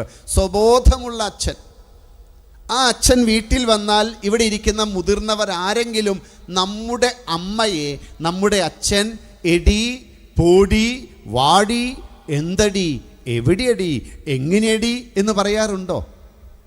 ഇല്ല. നമ്മുടെ അച്ഛൻ പറയാറുള്ളത് ഒറ്റ കാര്യമാണ്: അമ്മ എവിടെ? അമ്മയോട് വരാൻ പറ, അമ്മയോട് അച്ഛൻ വന്നു എന്ന് പറയൂ, അമ്മയോട് ചായ ഉണ്ടാക്കാൻ പറ, അമ്മയോട് ഒരുങ്ങാൻ പറയൂ, അമ്മയോട് എന്താ വാങ്ങേണ്ടതെന്ന് ചോദിക്കൂ. അമ്മ എന്നല്ലാതെ നമ്മുടെ അച്ഛൻ നമ്മൾ കേൾക്കെ എന്നെങ്കിലും നമ്മുടെ അമ്മയെ എടി, പോടി, വാടി, എന്തടി, എവിടെയടി, എങ്ങനെയടി എന്ന് പറഞ്ഞിട്ടുണ്ടോ? ഭർത്താവിനും അമ്മയായി തീരുന്ന പ്രതിഭാസമാണ് അമ്മ. നമ്മളിൽ ഇന്ന് മുന്നിൽ നിൽക്കുന്നത് ഭാര്യ അല്ല, കാമുക്കി. വയസ്സെത്രയായി? 48. ഇപ്പോഴും മുന്നിൽ നിൽക്കുന്ന ഭാവം എന്താ? അമ്മയാണോ? അമ്മ എന്ന സവിശേഷ ഭാവം നമ്മളിൽ ഇന്നുണ്ടോ? ഇല്ല. കുറച്ചു നേരം ഭാര്യ, കൂടുതൽ സമയം കാമുക്കി. മക്കളൊക്കെ ഓരോ നിലയിലായി പോകുമ്പോഴാണ് ജ്യോത്സ്യനെ ഓർക്കുക, അല്ലെങ്കിൽ ക്ഷേത്രത്തിനെ ഓർക്കുക. അപ്പം ചെന്നിട്ട് പറയും, പിള്ളേരൊക്കെ ഇപ്പോൾ വളരെ പ്രശ്നമാണ്, നിങ്ങൾ നല്ലയാളാണല്ലോ, അല്ലേ? മാതൃത്വമെന്ന മഹനീയ സാന്നിധ്യം മക്കളുണ്ടായിക്കഴിഞ്ഞാൽ എപ്പോഴും വളർന്ന് വികസിക്കേണ്ട ആ സ്ത്രീരത്നം എപ്പോഴാണോ മാതൃത്വത്തിൻ്റെ ആ സൗന്ദര്യത്തെ മാറ്റിവെച്ച് മറ്റു പലതുമൊക്കെ ആകാൻ ശ്രമിക്കുന്നത്, ഇവിടെയാണ് ശിവകുടുംബം. ശ്രദ്ധിച്ചു മനസ്സിലാക്കുക. അച്ഛൻ്റെ പേര് പരമശിവൻ. നമ്മുടെ വീട്ടിലെ പോലെ തന്നെ ഒരച്ഛൻ, വലിയ ഫാഷനും പാഷനൊന്നുമില്ലാത്ത അച്ഛൻ. നല്ല മുടിയൊക്കെ ഒന്ന് മുറിച്ച് നല്ല വൃത്തിയായിട്ട് നടക്കാം, പക്ഷെ ജട പിടിച്ച മുടിയുമായി നടക്കുന്ന അച്ഛനാണ് ഇവിടുത്തെ പരമശിവൻ. നല്ല സ്വർണ്ണാഭരണങ്ങളൊക്കെ ഒന്ന് ധരിച്ച് നടന്നുകൂടെ ചെയ്യില്ല. സ്വർണ്ണാഭരണങ്ങൾക്ക് പകരം നമ്മൾ ഭയത്തോടെ, അറുപ്പോടെ, വെറുപ്പോടെ കാണുന്ന പാമ്പിനെ, സർപ്പത്തെ കഴുത്തിലും തലയിലുമൊക്കെ അണിഞ്ഞു നടക്കുന്നൊരച്ഛൻ.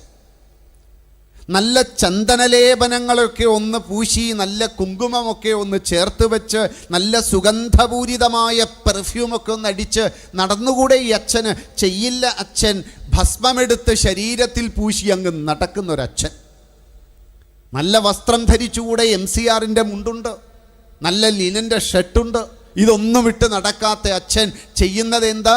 മരവുരി മാത്രം ധരിച്ച് നടക്കുന്ന അച്ഛൻ.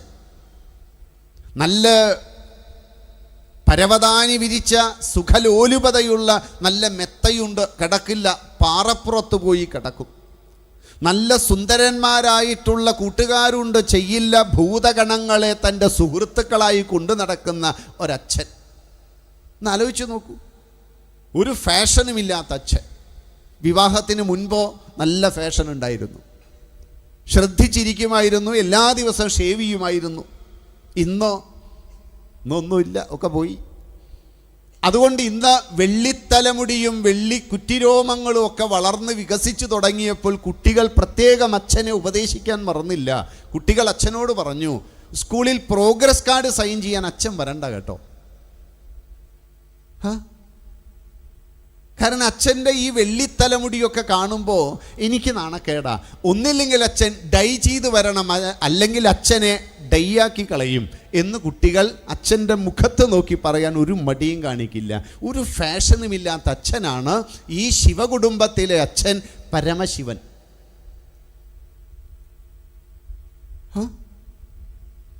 ശരിക്കും ഒരു വീട്ടിൽ, ആ വീടിൻ്റെ സൗഭാഗ്യം നല്ല ഒരു അച്ഛനാണ്. പിതാവ് പരിപാലകൻ, പരിപാലിക്കുന്നവൻ എന്നാണ് പിതാവ് എന്ന വാക്കിനർത്ഥം. നല്ല ഒരു അച്ഛൻ്റെ മക്കളായി ജീവിക്കുക എന്നുള്ളതാണ് ജീവിതത്തിൽ ഏറ്റവും വലിയ സൗഭാഗ്യം. അതുകൊണ്ട് നമ്മുടെ വീടുകളൊക്കെ എന്നും ഏത് കാലം മാറിയാലും നമ്മൾ സൂക്ഷിക്കേണ്ട ഒരു സങ്കല്പമുണ്ട്. നമ്മുടെ വീടുകളെല്ലാം ഫാദർ സെൻറ്റേഡ് ഫാമിലി ആയിരിക്കണം. അച്ഛനായിരിക്കണം വീടിൻ്റെ കേന്ദ്ര കഥാപാത്രം. അച്ഛൻ എന്ന് പറയുന്ന ഗ്രഹത്തെ ഉപഗ്രഹങ്ങളായ മക്കളും അമ്മയും ഒക്കെ ഇങ്ങനെ കറങ്ങിക്കൊണ്ടിരിക്കും. അച്ഛനാണ് നമ്മുടെ പ്രധാന വ്യക്തിത്വം. അച്ഛനാണ് വീട്ടിലെ കാര്യങ്ങൾ തീരുമാനിക്കുക. ഇന്ന് പലരും രണ്ട് പുരുഷന്മാർ ഒരുമിച്ച് ചേർന്ന പറയുന്ന വാക്കുണ്ടോ, എൻ്റെ വീട്ടിൽ ഒരു കാര്യം എനിക്ക് തീരുമാനിക്കാൻ പറ്റുന്നില്ല. അപ്പോൾ മറ്റേയാൾ പറഞ്ഞു, നമ്മൾ കുറച്ച് സ്ട്രോങ് ആവണം, നീ എന്നെ കണ്ടുപിടിക്കുക. മറ്റേയാൾ ചോദിച്ചു, നീ എന്താ ചെയ്യുന്നത്? എൻ്റെ വീട്ടിൽ അവസാന വാക്ക് ഞാനാണ്. ഞാൻ ഉള്ള കാര്യം അവളോട് ഒരു കാര്യം വന്നാൽ ഞാൻ അപ്പം എൻ്റെ ഭാര്യയോട് കസേര വലിച്ചിട്ട് മുഖത്തോട് മുഖം നോക്കി ഞാൻ ഉള്ള കാര്യങ്ങൾ പറയും. അവസാനത്തെ വാക്ക് ഞാനാണ്. ആ വീട്ടിൽ അതേ നടക്കൂ. അവൻ ചോദിച്ചു, നീ എന്താ പറയുക? ഞാൻ അവളുടെ മുഖത്ത് നോക്കി പറയും, ഇനി നീ തീരുമാനിച്ചോ എല്ലാം. പ്രശ്നം കഴിഞ്ഞു, അവസാനത്തെ വാക്കായി, ഒരു കുഴപ്പമില്ല.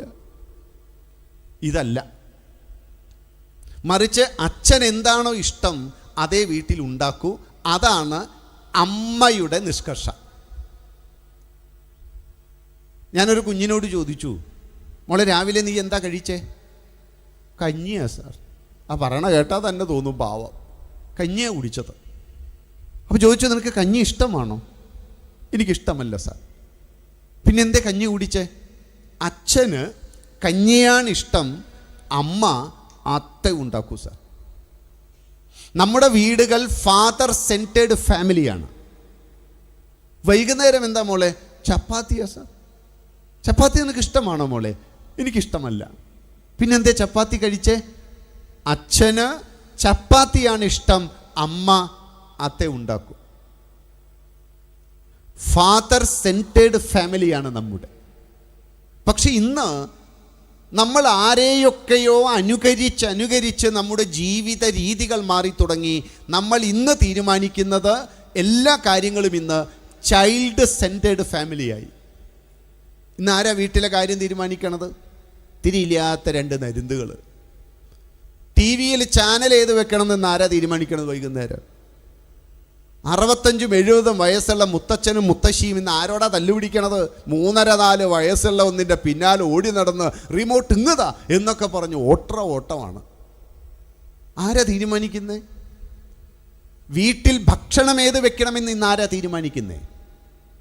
കുട്ടികൾക്കിഷ്ടമില്ലാത്ത ഒരു ഭക്ഷണം വെച്ചാൽ ആ വീട്ടിൽ ഇന്ന് പ്രശ്നമാണ്.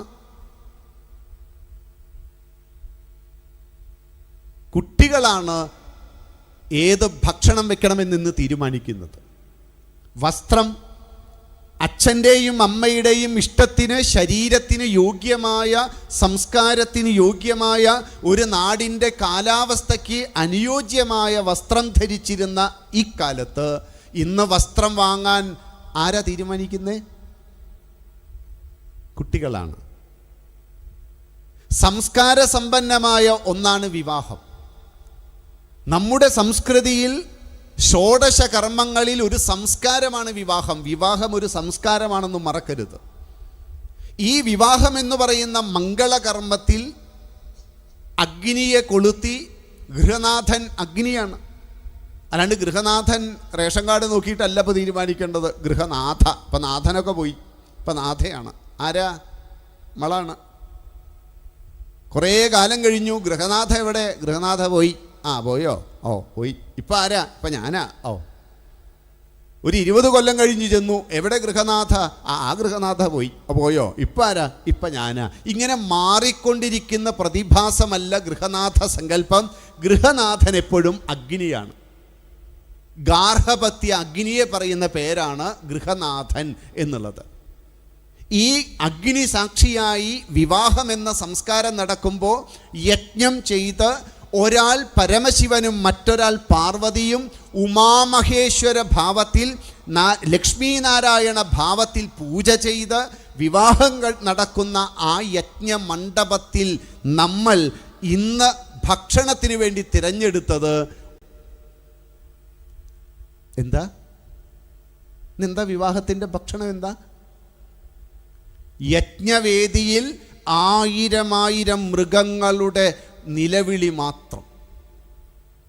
പ്രാർത്ഥനാ നിർഭരമായി ഉമാമഹേശ്വരന്മാർ ഒരുമിച്ച് ചേരുന്ന ആ കതിർ മണ്ഡപത്തെ സാക്ഷി നിർത്തി അവിടെ മുഴുവൻ ചുട്ടുചോര ഒലിച്ചിറങ്ങുന്ന മാംസവും അന്നപാനങ്ങളും മാത്രം. ആരാ തീരുമാനിച്ചേ? കുട്ടികൾക്കൊക്കെ പുതുമതി ഇത്ര. കുട്ടികളാണോ വിവാഹത്തിൽ ഭക്ഷണം എന്തു വേണം എന്ന് തീരുമാനിക്കുന്നത്? ആ വീട്ടിലൊരച്ഛനില്ലേ? പരിപാലകനായിട്ടുള്ള ആ അച്ഛനെവിടെ? എല്ലാം കുട്ടികൾക്ക് വിട്ടുകൊടുത്താൽ ഈ സംസ്കൃതി എങ്ങനെയാണ് നിലനിൽക്കുക? ഏതായാലും ഫാദർ സെൻറ്റേർഡ് ഫാമിലിയിൽ നിന്ന് ചൈൽഡ് സെൻറ്റേർഡ് ഫാമിലിയിലേക്ക് നമ്മൾ കൂപ്പുകുത്തി വീഴുമ്പോൾ പരമശിവൻ എന്ന അച്ഛനെ മറക്കരുത്. അച്ഛനാണ് എല്ലാ മക്കളെയും വളർത്തുക. അച്ഛൻ്റെ പേരിലാണ് പലപ്പോഴും മക്കൾ അറിയപ്പെടുക. ജനകൻ്റെ പേരിൽ ജാനകി അറിയപ്പെട്ടതുപോലെ പെൺമക്കളുടെ പേരിൻ്റെ അവസാനത്തിൽ അച്ഛൻ്റെ പേരാണ് ചേർത്ത് വയ്ക്കുക. ആ അച്ഛനാണ് പരമശിവൻ. നിൽക്കട്ടെ, അമ്മ. അച്ഛൻ ഒരു ഫാഷനുമില്ല. ഇവിടുത്തെ അമ്മയെ നോക്കൂ, പാർവതി. ഫാഷൻ്റെ പ്രതിഭാസമാണ് പാർവതി. ആ ധരിച്ചിരിക്കുന്ന വസ്ത്രമൊന്ന് നോക്കൂ. കാഞ്ചീപുരം പട്ടേ അമ്മ ധരിക്കും. സ്വർണ്ണാഭരണ വിഭൂഷിതയാണ് പാർവതി ദേവി. മുഖം കണ്ടാൽ രണ്ടാമതൊരിക്കൽ കൂടി നോക്കണമെന്ന് നമ്മുടെ ഉള്ളിൽ ആഗ്രഹം ഉദിപ്പിക്കാൻ പറ്റുന്ന സൗന്ദര്യത്തിൻ്റെ ദേവതാഭാവമാണ് പാർവതി. എത്ര സുന്ദരമാണെന്ന് നോക്കൂ ആ മുഖം. നിങ്ങൾ എന്നെങ്കിലും എപ്പോഴെങ്കിലും ഉറക്കച്ചടവോടുകൂടി മുടിയൊക്കെ വിടർത്തി ഉലർത്തിയിട്ട് നിൽക്കുന്ന പാർവതിയെ കണ്ടിട്ടുണ്ടോ? അമ്മ എപ്പോഴും സൗന്ദര്യത്തിൻ്റെ ദേവതയായിരിക്കണം. മക്കൾ ഒരിക്കലും കുളിക്കാത്തൊരമ്മയെ കാണരുത്. അശ്രീകരമാണ് ആ വീട്. അമ്മ എപ്പോഴും സൗന്ദര്യത്തിൻ്റെ ദേവതയായിരിക്കണം. ഭർത്താവോ ആ വീട്ടിൽ ആരും അമ്മയെ കുളിക്കാതെ കാണരുത്. രാവിലെ എഴുന്നേറ്റാൽ എൻ്റെ അമ്മ മൊബൈൽ തോണ്ടും. അങ്ങനെയാണോ? അല്ല, രാവിലെ എഴുന്നേറ്റാൽ എൻ്റെ അമ്മ കുളിക്കും. കാരണം പാർവതീദേവിയുടെ പ്രതിരൂപമായ എൻ്റെ അമ്മ സൗന്ദര്യത്തിൻ്റെ ദേവതയാണ്. പണ്ടൊക്കെ കുഞ്ഞുങ്ങൾക്ക് എന്തൊരു ഭാഗ്യമായിരുന്നെന്നറിയുമോ? രാവിലെ എഴുന്നേറ്റ് കുളിച്ച് നിലവിളക്ക് കൊളുത്തി യശോദാനാമ സങ്കീർത്തനം ഉരുക്കഴിച്ചുകൊണ്ട് താൻ ചെയ്യുന്ന ഓരോ പ്രവൃത്തിയിലും നാമജപത്തിൻ്റെ സുന്ദരമായൊരു അന്തരീക്ഷം പ്രഭാതത്തിൽ വീട്ടിലുണ്ടാക്കി സർവ്വതും ചെയ്യുമ്പോൾ നാമം ജപിച്ചിരുന്ന അമ്മ. ആ അമ്മ ഇന്നുണ്ടോ? ഇന്ന് ആ അമ്മയില്ല. അമ്മയുടെ മുഴുവൻ സൗന്ദര്യത്തെയും നശിപ്പിച്ചൊരു മമ്മി ഉണ്ടെന്ന് വീട്ടിൽ.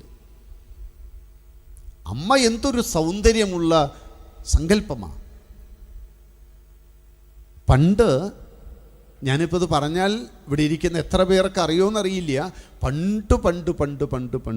പണ്ട് രാവിലെ എഴുന്നേറ്റാൽ അമ്മ കുളിക്കും. സത്യം, വിശ്വസിക്കാൻ പറ്റില്ല. പണ്ട് അമ്മ രാവിലെ എഴുന്നേറ്റ് കുളിക്കും. കുളി കഴിഞ്ഞാൽ ചന്ദന ലേപനങ്ങൾ കൊണ്ട് മുഖസൗന്ദര്യം മാറ്റുകൂട്ടും. കഴുകി ഉണങ്ങിയ വൃത്തിയുള്ള വസ്ത്രം ധരിക്കും. നെറ്റിയിലൊരു ചന്ദനക്കുറിയും ഭസ്മവുമൊക്കെ ധരിക്കും. ചുണ്ടിലെപ്പോഴും നാമം മാത്രം ജപിക്കും. പ്രത്യക്ഷ ഈശ്വരനായ സൂര്യഭഗവാനെ സ്വീകരിക്കുവാൻ വേണ്ടിയിട്ട് അമ്മ ആ പ്രാതസന്ധിയിൽ വിളക്ക് കൊളുത്തും. ഇതെല്ലാം കഴിഞ്ഞ് സുന്ദരമായ മുഖത്തോടു കൂടിയിട്ട് ഉറങ്ങുന്ന തൻ്റെ മക്കളുടെയും ഭർത്താവിൻ്റെയും സമീപത്ത് ചെന്ന് അവരെയൊക്കെ വിളിച്ചുണർത്തും. ആ വീട്ടിലെ മനോഹര ഗാത്രി, ആ വീട്ടിലെ ലക്ഷ്മി ദേവി, സരസ്വതി ദേവി, നല്ല നാമങ്ങളും ഐശ്വര്യമുള്ള മുഖത്തോടും കൂടി കിടന്നുറങ്ങുന്ന കൊച്ചു കുട്ടികളെ കവിളിൽ പതുക്കെ തട്ടി വിളിക്കും. ആ വിളിക്കുന്ന സമയത്ത് നാമം ജപിക്കും. നമഃശിവായ നമഃശിവായ നമഃശിവായ നമഃശിവായ ഇങ്ങനെ പറഞ്ഞ് പതുക്കെ കവിളിലൊക്കെ ഇങ്ങനെ തട്ടി വിളിക്കുമ്പോൾ ഈ കുട്ടികൾ പതുക്കെ കണ്ണു തുറക്കും. തുറന്ന് ആദ്യം കാണുക പൂപ്പുഞ്ചിരി പൊഴിച്ച് മധുരകരമായ വാക്കുകൾ കൊണ്ട് തൻ്റെ മുന്നിലിരിക്കുന്ന സാക്ഷാൽ പാർവതീദേവിയുടെ പ്രതിരൂപമായ തൻ്റെ അമ്മയെ കാണുമ്പോൾ നിഷ്കളങ്കമായ ചുണ്ടുകൾ വിടർത്തി കൊച്ചു കുട്ടികൾ പതുക്കെ ചിരിച്ചുകൊണ്ട് അവർ എഴുന്നേൽക്കും. കുട്ടികളുടെ പ്രഭാതം എത്ര സുന്ദരം, എത്ര സൗഭാഗ്യം. നല്ലത് കേട്ട് നല്ലത് കണ്ട് ഈശ്വരനാമങ്ങൾ കേട്ട് കുഞ്ഞുങ്ങൾ രാവിലെ ഉണരുകയാണ്. ഈ ഭാഗ്യം ഇന്നത്തെ കുഞ്ഞുങ്ങൾക്കുണ്ടോ? ഈ ഭാഗ്യം കുഞ്ഞുങ്ങൾക്കില്ലെങ്കിൽ നാളെ ഇനി എന്താ സംഭവിക്കാൻ പോകുന്നത്? ഇന്നുണ്ട്. ഇന്ന് കാണുന്ന മുഖം എന്താ? അമ്മ നേരത്തെ എഴുന്നേറ്റ അമ്മയുടെ സ്ഥാനത്ത് നേരത്തിന് എഴുന്നേൽക്കുന്ന മമ്മി വന്നു. രാവിലെ എഴുന്നേറ്റാൽ ആ അമ്മ വെള്ളം കാണണമെങ്കിൽ 11 മണിയാവും. എന്നിട്ട് മുടിയൊക്കെ വിടർത്തി ഉലർത്തി ഇതിലൂടെ എന്തൊക്കെയോ ഒലിപ്പിച്ച് രാവിലെ തന്നെ കുഞ്ഞുങ്ങളുടെ അടുത്ത് ചെന്ന് ആ കുഞ്ഞുങ്ങളെ ഭയാനകമായ ഭാവത്തിലൊരു വിളിയുണ്ട്. അത് വിളിയാണോ അടിയാണോ എന്താണെന്നറിയില്ല. ഏതായാലും കുഞ്ഞ് അമ്മയുടെ മുഖം കണ്ട് കണ്ണു തുറക്കും. അപ്പം ബോധം. പേടിച്ചു. ഈ മുഖല്ലേ കണ്ടത്. 2 മണിക്കൂർ നേരത്തേക്ക് ഇനി ബോധമില്ല. എല്ലാ അമ്മമാരും പരാതിയാണ്. 6 മണിക്ക് വിളിച്ച് 8 മണിക്ക് എഴുന്നേക്കുള്ളൂ സാർ. 2 മണിക്കൂർ ബോധം പോയി കിടക്കുക. നല്ലത് കേട്ടും നല്ലത് കണ്ടും ഉണരാൻ നമ്മുടെ കുട്ടികൾക്ക് ഭാഗ്യമില്ലാത്തിടത്തോളം കാലം എന്തു ചെയ്യാൻ പറ്റും? എങ്ങനെയാണ് നമ്മുടെ കുഞ്ഞുങ്ങൾ രക്ഷപ്പെടുക? അവർക്ക് നല്ലത് കാണാൻ പറ്റണ്ടേ? നല്ലത് കേൾക്കാൻ പറ്റണ്ടേ? അമ്മ ചൊല്ലുന്ന നാമം കേട്ട് വളർന്നവരല്ലേ നമ്മളൊക്കെ. മുത്തശ്ശിയല്ല നാമം ചൊല്ലേണ്ടത്, അമ്മയാണ് നാമം ചൊല്ലേണ്ടത്. മുത്തശ്ശി ഇനിയിപ്പോൾ നാമം ചൊല്ലിയില്ലെങ്കിലും പ്രത്യേകിച്ച് ഇനി കുഴപ്പമൊന്നും പറ്റില്ല. അമ്മ, നല്ല തുടുത്ത യൗവനമുള്ള അമ്മ നാമസങ്കീർത്തനം ചൊല്ലുന്നത് കേട്ട് കൊച്ചു കുഞ്ഞുങ്ങൾ അത് കേട്ട് വളരണം. നമ്മുടെ കുഞ്ഞുങ്ങൾ രാവിലെ എന്ത് കേൾക്കും? ഞാനൊരു 2ാം ക്ലാസ്സുകാരിയോട് ഒരിക്കൽ ചോദിച്ചു, മോളെ നീ രാവിലെ എന്താ അമ്മ വിളിക്കുക നിന്നെ? രാവിലെ വിളിച്ചുണർത്തുന്ന സമയത്ത് അമ്മ പറയുന്ന വാക്കുകൾ എന്തൊക്കെയാ? പാവം പിടിച്ച കുഞ്ഞുങ്ങൾ നിഷ്കളങ്കരായതുകൊണ്ട് ഉള്ളതുപോലെ പറയും. അതിലൊരു വളച്ചുകെട്ടലില്ല, അതിൽ കൂട്ടിപ്പറയിലില്ല, അതിൽ അത്ഭുതങ്ങളില്ല. സത്യസന്ധമായ കുട്ടി പറഞ്ഞു, സാറേ രാവിലെ തന്നെ അമ്മ വിളിക്കുമ്പോൾ ആ വിളിക്കണ വാക്കുകളൊക്കെ രാവിലെ കേൾക്കാം സാർ. കുറേ അനിമൽസിൻ്റെ പേര് കേൾക്കാം. എന്ത് പേരാ? അനിമൽസ്. അമ്മ അടുക്കളയിൽ നിന്ന് അശരീരി കേൾക്കും കുട്ടികൾ, അടുത്തുപോലും കാണില്ല. അശരീരി എന്തായിരിക്കും? കഴുത, പോത്ത്, കൊരങ്ങൻ, ഇങ്ങനെ തുടങ്ങി ഓരോന്ന് വിളിക്കും. കള്ളൻ, പെരുങ്കള്ളൻ അടുത്തത്. കുട്ടികളെ രാവിലെ വിളിച്ചുണർത്തുകയാണ്. നല്ലത് കേട്ട് ഉണരുന്നതാണല്ലോ. അങ്ങനെ നല്ലത് കേട്ട് ഉണരാൻ നമ്മുടെ കുട്ടികൾക്ക് ഭാഗ്യമുണ്ട്. കുറേ അനിമൽസിൻ്റെ പേര് കേട്ടുണരുന്ന കുഞ്ഞുങ്ങൾ. ഈ കുഞ്ഞ് രാവിലെ എഴുന്നേറ്റാൽ തുടങ്ങി ഇനി എന്ത് പറയണം? പാർവതീദേവി എല്ലാം കൊണ്ടും തൻ്റെ ഭർത്താവിനോട് ഒരു സാമ്യവുമില്ല കേട്ടോ. നമുക്കും ആശ്വസിക്കാൻ ഒരു വകയുണ്ട്. ഭർത്താവിൻ്റെ സ്റ്റൈലൊന്ന് വേറെ, ഭാര്യയുടെ സ്റ്റൈലൊന്ന് വേറെ. ഇവർ തമ്മിൽ എന്തെങ്കിലും ഒരു ബന്ധമുണ്ടോ? ഒന്ന് പറഞ്ഞേ. ഏത് കാര്യത്തിലാണ് ഇവർ സാമ്യമുള്ളത്? നമ്മുടെയൊക്കെ പ്രശ്നം നമ്മുടെ സ്വപ്നത്തിൽ കണ്ട ഒരാളെ കിട്ടിയില്ല എന്നാണ്. ഇവിടെ നോക്കൂ, എന്തെങ്കിലും ബന്ധമുണ്ടോ? ഈ പാർവതിയെ അച്ഛനമ്മമാർ ഇരുത്തി ഉപദേശിച്ചതാ, വേണ്ടാത്ത പണിക്ക് പോണ്ട എന്ന് അല്ലേ? പക്ഷെ പാർവതി പരമശിവൻ്റെ അപ്പിയറൻസ് അല്ല നോക്കിയത്. നമ്മൾ ഇന്ന് അപ്പിയറൻസാണ് നോക്കുന്നത്. കാണാൻ ഭംഗിയുണ്ടോ? 1 കോടി രൂപയുടെ വാഹനമുണ്ടോ? 1.5 ലക്ഷം രൂപയുടെ മൊബൈലുണ്ടോ? വീട് മുഴുവൻ ശീതീകരിച്ചതാണോ? ഇതൊക്കെ നോക്കിയിട്ടാണ് വിവാഹമെങ്കിൽ പാർവതി കണ്ടത് പരമശിവൻ്റെ അന്തരംഗമാണ്, ഉള്ളമാണ്, മനസ്സാണ്.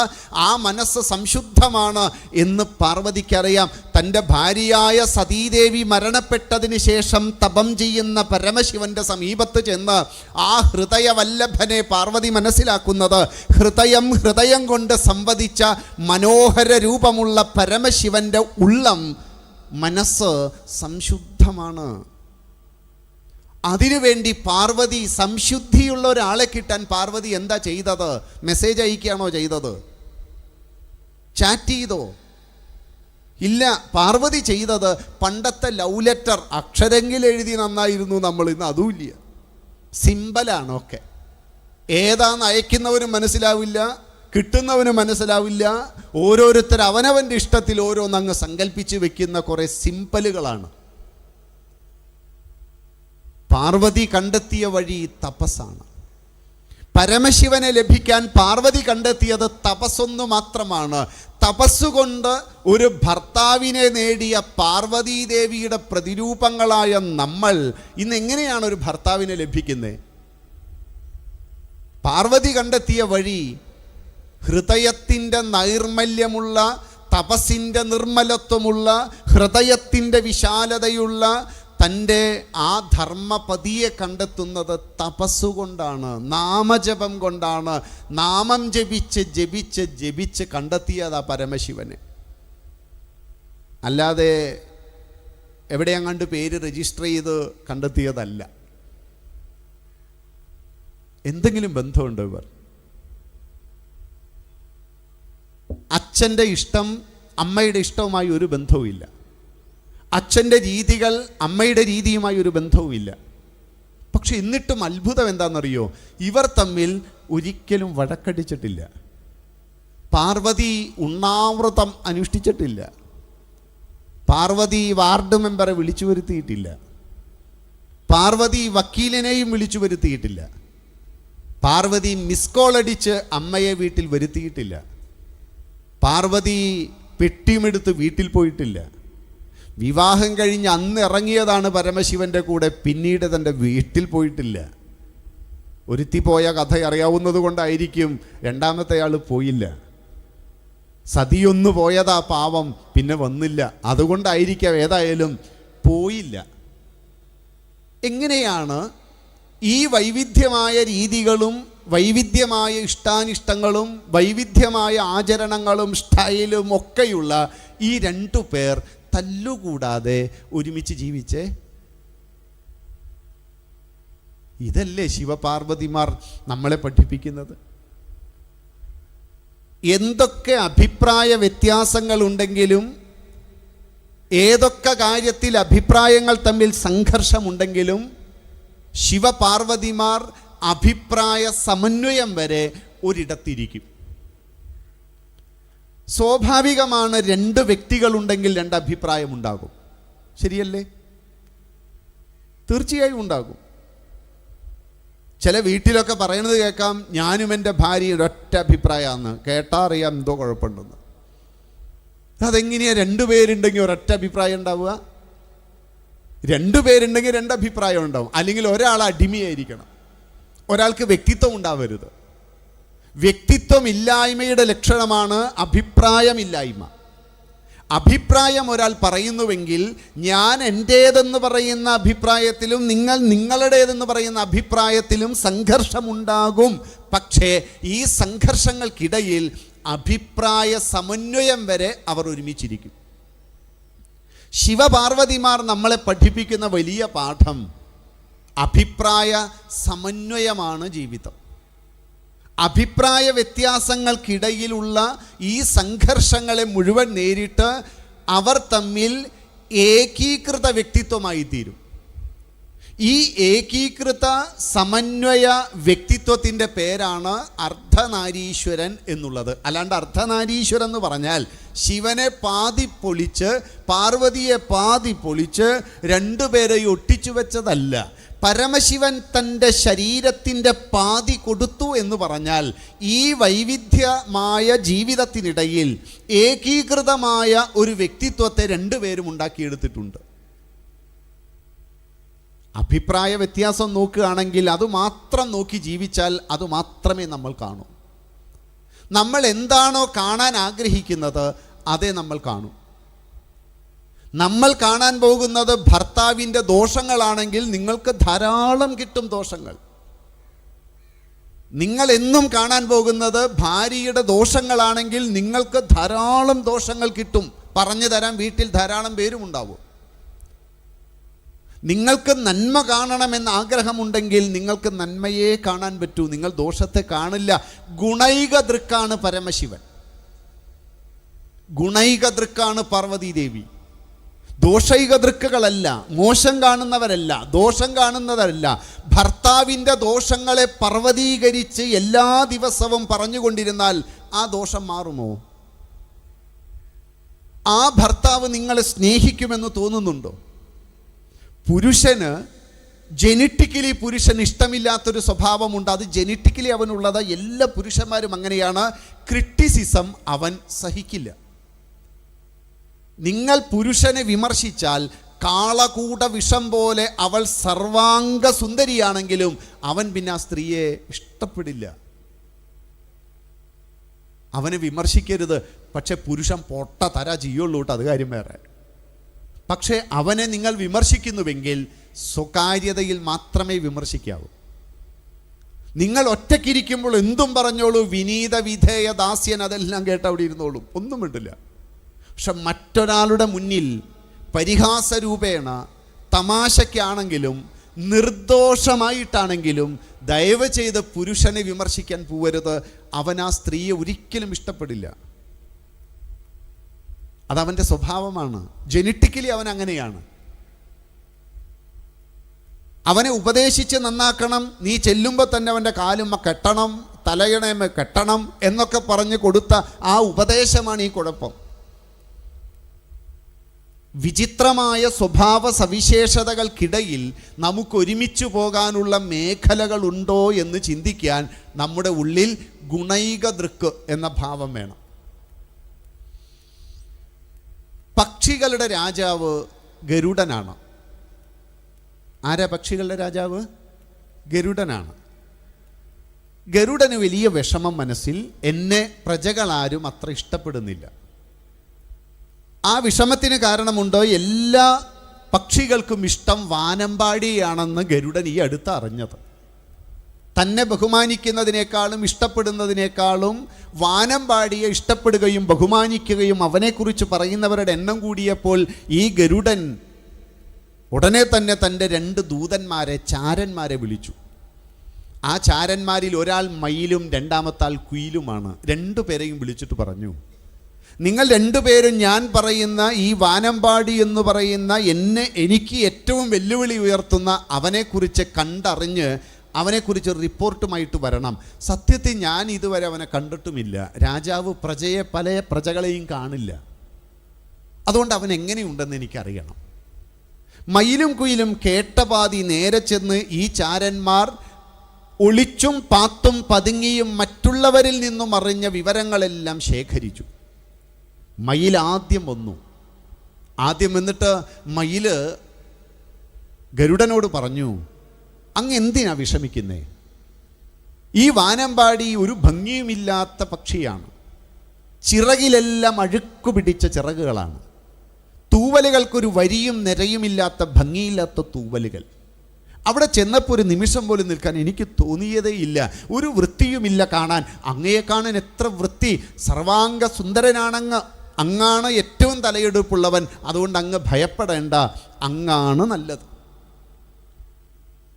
മണിക്കൂറുകൾ കുറേ കഴിഞ്ഞു കുയിൽ വരാൻ. 1/2 ദിവസം കഴിഞ്ഞപ്പോഴാണ് കുയിൽ എത്തിച്ചേർന്നത്. കുയിലിനോട് ഈ ഗരുഡൻ ചോദിച്ചു, നീ വാനമ്പാടിയെ കണ്ടോ? ഞാൻ പറഞ്ഞ കാര്യം എന്തായി? ഞാൻ കണ്ടു. ഞാനവിടെ ചെന്നപ്പോൾ ആ വാനമ്പാടിയുണ്ടല്ലോ, അവൾ പാടുകയായിരുന്നു. എത്ര സുന്ദരമായ സ്വരം, എത്ര നല്ല രാഗം, എത്ര നല്ല താളം! ആ സ്വരലയ മാധുരിയിൽ ഞാനങ്ങ് മറന്നുപോയി. എന്തൊരു രസമാണ് അവളുടെ പാട്ട് കേൾക്കാൻ! ഈ സുന്ദരമായ ഈ രാഗം കേട്ട് ഞാൻ സ്വയം മറന്നു, സമയം പോയതറിഞ്ഞില്ല. എത്ര മനോഹരമാണ്! വെറുതെയല്ല എല്ലാവരും വാനമ്പാടിയെ ഇഷ്ടപ്പെടുന്നത്. മയിലും കുയിലും പറഞ്ഞ വാക്കുകളൊക്കെ കേട്ടില്ലേ?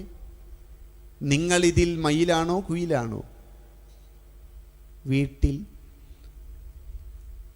ആരുടെ സ്വഭാവം? ആ വീട്ടിൽ മയില് പോയി പറഞ്ഞതെല്ലാം വാനമ്പാടിയുടെ കുറ്റങ്ങളാണ്. ദോഷം മാത്രം കാണാൻ പറ്റുന്ന ഈ മയിലിന് നല്ലതൊന്നും കാണാൻ സാധ്യമല്ല. എന്നാൽ കുയിൽ കണ്ടതെല്ലാം ഗുണങ്ങൾ മാത്രമാണ്, നന്മ മാത്രമാണ്, നല്ലത് മാത്രമാണ്. നിങ്ങൾക്ക് നല്ലത് കണ്ട് വീടിനെ ശിവകുടുംബമാക്കാൻ പറ്റുമോ? അതോ ഭാര്യയുടെ ദോഷങ്ങൾ ഓരോന്നോരോന്ന് നിങ്ങൾ എണ്ണി എണ്ണി അവളെ ഓർമ്മിപ്പിച്ചു കൊണ്ടിരിക്കുക, ഒരിക്കലും മറക്കാത്ത തരത്തിൽ അവളത് ഉള്ളിൽ വെച്ചുകൊണ്ടിരിക്കട്ടെ? സ്ത്രീക്കൊരു പ്രത്യേകതയുണ്ട്. അവൾ ഒരു കാര്യം പറയുമ്പോൾ ആലോചിക്കാതെ പറയും. സ്ത്രീയുടെ ജനറ്റിക്കലി പ്രശ്നം, അവൾ ആലോചിക്കാതെ പലതും വിളിച്ചു പറയും. എന്താ പറയാന്ന് ബ്രഹ്മാവിന് പോലും അറിയില്ല. എന്തും പറഞ്ഞു കളയും. രണ്ട് വാങ്ങിയിട്ടേ ഞാൻ അടങ്ങുള്ളൂ എന്നുള്ള നിലയ്ക്കൊക്കെ ആയിരിക്കും വാക്കുകൾ.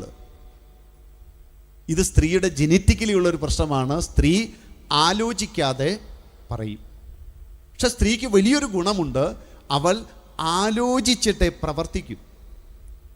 അവളൊരു കാര്യം ചെയ്യുന്നുണ്ട് എങ്കിൽ വളരെ ആലോചിക്കും. അതുകൊണ്ട് സ്ത്രീയെ പറ്റിക്കാനൊന്നും പറ്റില്ല. അവളൊരു കാര്യം ചെയ്യുന്നുണ്ടെങ്കിൽ ആലോചിച്ചിട്ടേ ചെയ്യും. ഈ അടുത്ത് ഒരാൾ എന്നോട് പറഞ്ഞു, ആ പെൺകുട്ടിക്ക് 21 വയസ്സായി. നല്ല തറവാട്ടിലെ കുഞ്ഞ്, നല്ല വിദ്യാഭ്യാസമുണ്ട്, അച്ഛനും അമ്മയ്ക്കും വലിയ ശമ്പളമൊക്കെയുള്ള വലിയ വീട്, വലിയ തറവാടിത്ത മഹിമയൊക്കെ ഉണ്ട്. എന്നാലും ആ പെൺകുട്ടി ആലോചിക്കാതെ എന്തിനാ അവൻ്റെ കൂടെ പോയേ? അതുമാത്രം നിങ്ങൾ പറയരുത്. അവൾ ആലോചിച്ചില്ല എന്ന് പറയരുത്. ആൺകുട്ടി ചിലപ്പോൾ ആലോചിച്ചിട്ടൊന്നും ഉണ്ടാവില്ല. ഒരു പെൺകുട്ടി ആലോചിക്കാതെ ഒന്നും ചെയ്യില്ല, ഒരു സംശയവും വേണ്ട. എന്നാൽ പുരുഷന് ജനറ്റിക്കലി ഒരു പ്രത്യേകതയുണ്ട്. അവൻ ആലോചിച്ചിട്ടേ ഒരു കാര്യം പറയുള്ളൂ. സ്ത്രീ ആലോചിക്കാതെ പറയും, പുരുഷൻ ആലോചിച്ചിട്ടേ പറയുള്ളൂ. അവൻ അങ്ങനെയൊന്നും നിങ്ങൾ സംസാരിപ്പിക്കാമെന്നൊന്നും വിചാരിക്കണ്ട. വൈകുന്നേരം ഭർത്താവ് വന്നപ്പോൾ ഭാര്യ പറഞ്ഞു, നമ്മൾ നാളെയാണ് കേട്ടോ പോവാന്ന് പറഞ്ഞത്. അവനത് കേൾക്കുക പോലും ചെയ്യില്ല. നമ്മൾ നാളെ സിനിമയ്ക്ക് പോവാന്ന് പറഞ്ഞിരുന്നു, കേട്ട ഭാവം നടിക്കില്ല. അടുത്ത ആഴ്ചയാണ് വിവാഹം, സാരി വാങ്ങിത്തരാമെന്ന് നിങ്ങൾ പറഞ്ഞിരുന്നു, മറക്കണ്ട. അവൻ പത്രം വായിക്കണ കണ്ട നാളെ എന്തോ യൂണിവേഴ്സിറ്റി എക്സാം ഉണ്ടെന്ന് തോന്നും അവന്. ആ കേട്ടതേ അവൻ അത് കേട്ടിട്ടേ ഇല്ല. പുരുഷൻ ആലോചിച്ചിട്ടേ പറയൂ. പക്ഷെ പുരുഷനൊരു ദോഷമുണ്ട്, അവൻ ആലോചിക്കാതെ പ്രവർത്തിക്കും. അവൻ എന്താ ചെയ്യാന്ന് ആർക്കും പിടിയുണ്ടാവില്ല. അതുകൊണ്ട് ജയിലിലൊക്കെ ഏറ്റവും കൂടുതൽ ആരാ? സ്ത്രീകളാ?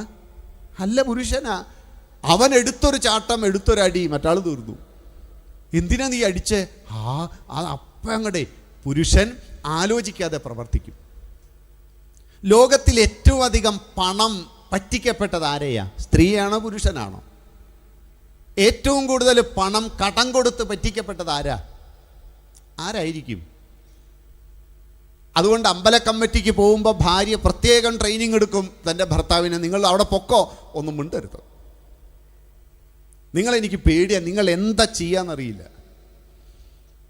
പുരുഷൻ ആലോചിക്കാതെ പ്രവർത്തിക്കും. ഈ മൊബൈൽ ഫോണിൽ ഏറ്റവും അധികം ചീറ്റ് ചെയ്യപ്പെട്ടത് സ്ത്രീകളാണെന്നാണോ നിങ്ങൾ വിചാരിച്ചിരിക്കണത്? അല്ല. ഈ ജനറ്റിക്കലി പ്രശ്നമുണ്ട്. ഈ പ്രശ്നങ്ങളെ മനസ്സിലാക്കി നമുക്കൊരു ശിവകുടുംബത്തെ നമ്മുടെ വീട്ടിലുണ്ടാക്കാൻ പറ്റുമോ? അഭിപ്രായ സമന്വയം വരെ ഒരുമിച്ചിരിക്കാൻ ആർക്ക് പറ്റുന്നുവോ ആ വീട്ടിൽ ശിവകുടുംബം ഉണ്ടാകും. അതുകൊണ്ട് ശിവകുടുംബത്തിലെ അമ്മ, അച്ഛൻ, ഇവർ രണ്ടുപേരും ചേർന്ന് വളർത്തിയ മക്കളുണ്ട്. 2 പേർ, ഒന്നിനൊന്ന് മെച്ചമല്ലേ? നമ്മളൊക്കെ നമ്മുടെ മക്കളെ നോക്കിയിട്ട് എന്താ പറയണത്? ഇതെന്താവോ ഇങ്ങനെയായിപ്പോയത്? ഒരു പ്രതീക്ഷയില്ലേ? ഇപ്പോൾ വലിയ പ്രതീക്ഷയും സ്വപ്നങ്ങളുമൊക്കെ നെയ്തെടുത്ത നമുക്കിന്ന് ജീവിതത്തിൽ ഒരു പ്രതീക്ഷയുമില്ല. മക്കൾക്ക് വേണ്ടി രാപ്പകലില്ലാതെ ബുദ്ധിമുട്ടി കഷ്ടപ്പെട്ട് പണിയെടുത്ത് ലക്ഷങ്ങൾ സമ്പാദിച്ചൊരച്ഛനെ എനിക്കറിയാം. അദ്ദേഹം ഒരു സുഖവും ജീവിതത്തിൽ അനുഭവിച്ചിട്ടില്ല. നല്ല യൗവനത്തിൽ ഗൾഫിൽ പോകും, 3 വർഷം കൂടുമ്പോൾ വരും, 3 മാസം ഉണ്ടാവും അല്ലെങ്കിൽ 4 മാസം ഉണ്ടാവും. അത് കഴിഞ്ഞ് അടുത്ത 3 വർഷം തൻ്റെ മക്കൾ 2 പേരെയും നല്ല മിടുക്കന്മാരായി വളർത്താൻ ഈ അച്ഛൻ മക്കളെ മുതിർന്ന തരത്തിൽ പഠിപ്പിക്കാൻ വേണ്ടി കഷ്ടപ്പെട്ടൊരച്ഛനെ എനിക്കറിയാം. അവർക്കൊരു 22 വയസ്സായപ്പോഴേക്കും 2 പേർക്കും വീട് വെച്ച് കൊടുത്തു ഈ പാവം. അവരുടെ 2 പേരുടെയും അക്കൗണ്ടിൽ എനിക്കറിയാം 50 ലക്ഷം വീതം അദ്ദേഹം അവർ പോലും അറിയാതെ അവരുടെ അക്കൗണ്ടിലെല്ലാം ശരിയാക്കി വെച്ചു. ആൺമക്കളാണ്, മറക്കരുത്. ഈ മക്കൾ പഠിച്ചു. അവർ 2 പേരും വലിയ ജോലികൾ അന്വേഷിച്ച് ഇന്ത്യക്ക് പുറത്തു പോയി. അവിടെ ചെന്നപ്പോൾ വലിയ നല്ല ജോലി കിട്ടി. അവിടെ വെച്ച് കേരളത്തിലെ തന്നെ സുന്ദരികളായ ഇതേപോലെയുള്ള കുട്ടികളെ കണ്ടു. സുന്ദരമായൊരു പറുദീസ, സുന്ദരമായൊരു സ്വർഗം. വായിച്ച് സ്വപ്നം കണ്ടതെല്ലാം അവിടെയുണ്ട്. അവർ അച്ഛനും അമ്മയ്ക്കും കത്തയച്ചു. അച്ഛൻ ഞങ്ങൾക്ക് വേണ്ടി അക്കൗണ്ടിലിട്ട് 50 ലക്ഷമില്ലേ, അത് ഞങ്ങളുടെ 1.5 വർഷത്തെ ശമ്പളമേ ഉള്ളൂ. അതുകൊണ്ട് ആ പൈസ ഞങ്ങൾക്ക് വേണ്ട, അച്ഛൻ എടുത്തോളൂ.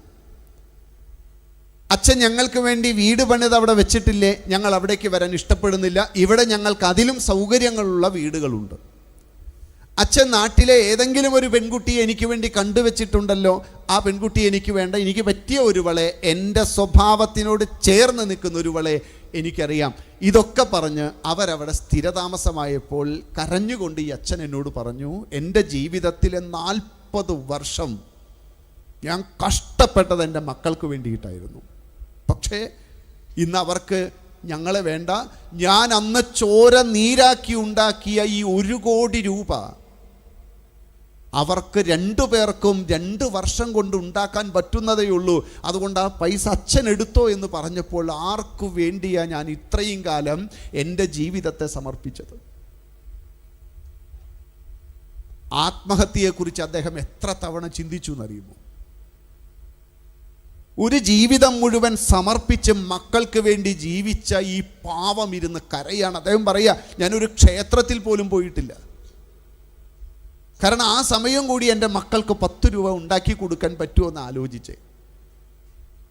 ഏതൊരു ഭഗവാനെ മറന്നിട്ടാണോ, ഏതൊരു സന്നിധി മറന്നിട്ടാണോ, ഏതൊരു നാമം ഉച്ചരിക്കുന്നത് മറന്നിട്ടാണോ ഞാൻ ഇത്രയും കാലം ജീവിച്ചത്? ആ ജീവിതം എന്നെ ഒരു കാര്യം പഠിപ്പിച്ചു, അവസാനം ഒരാളെ എന്നെ സഹായിക്കാനുണ്ടാകും. അത് എൻ്റെ സർവേശ്വരനല്ലാതെ മറ്റൊരാളല്ല. ഏതൊരു നാമം ഞാൻ മറന്നുവോ ആ നാമം ചൊല്ലി ഞാൻ ഇനി ജീവിക്കാൻ പോവുകയാണ്.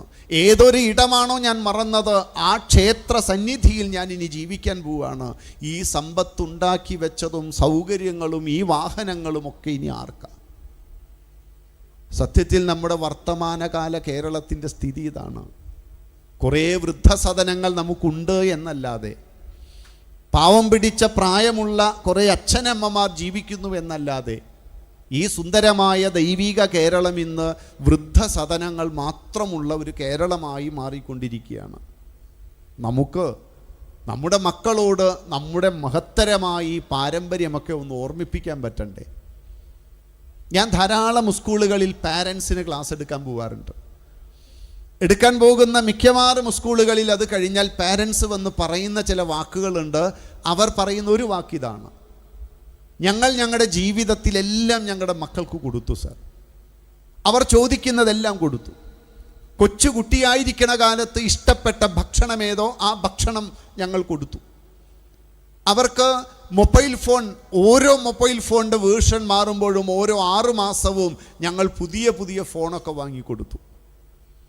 വീട്ടിൽ അവർക്ക് നല്ല ചൂടായതുകൊണ്ട് 2 പേരുടെയും മുറിയൊക്കെ ശീതീകരിച്ച് എല്ലാം കൊടുത്തു സാർ, എല്ലാം കൊടുത്തു. എന്നിട്ട് ഇപ്പം ഞങ്ങൾ പറയുന്നതൊന്നും കേൾക്കുന്നില്ല സാർ. സത്യത്തിൽ ഈ അച്ഛനമ്മമാർ കരയുന്ന ഈ കരച്ചിൽ നമ്മൾ ഇന്നലെ കേട്ടിട്ടുണ്ട്, ഇന്നും കേൾക്കുന്നു, നാളെയും കേൾക്കും. എന്തുകൊണ്ടാണ് ഇത് കേൾക്കുന്നതെന്നറിയാമോ?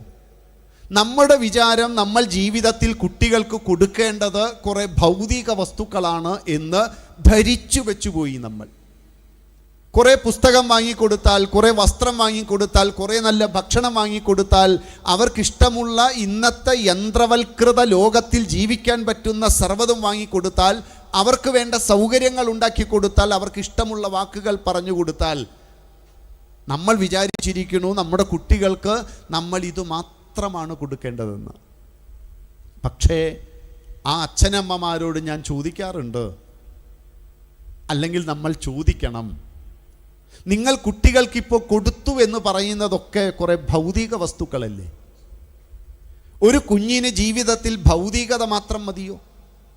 ആധ്യാത്മികത വേണ്ടേ? ധാർമ്മികത വേണ്ടേ? നൈതികമായി നിങ്ങൾ എന്തെങ്കിലും കുട്ടികൾക്ക് കൊടുത്തോ?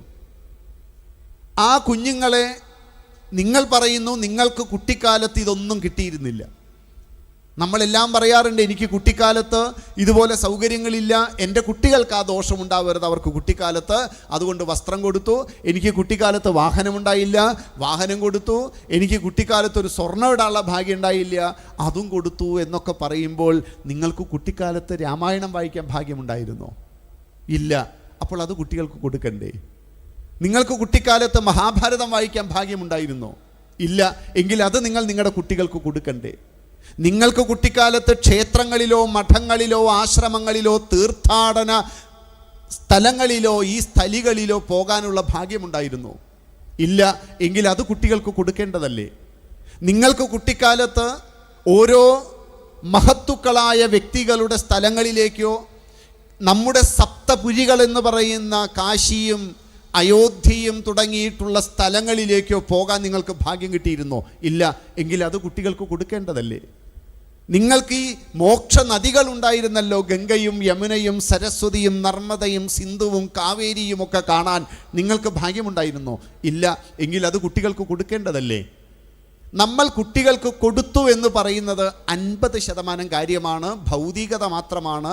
കുട്ടികൾക്ക് കൊടുക്കേണ്ടിയിരുന്ന 50% കൂടി ഉണ്ടായിരുന്നു. അത് ധാർമ്മികതയായിരുന്നു, അത് നൈതികമായിരുന്നു, അത് ആധ്യാത്മികമായിരുന്നു. കൊടുത്തോ? ഒരു കുഞ്ഞ് എന്ന് പറഞ്ഞാൽ ഒരു വശം മാത്രം വികസിക്കുകയും മറുവശം ശോഷിച്ചിരിക്കുകയും ചെയ്താൽ എങ്ങനെയാണ് ശരിയാവുക?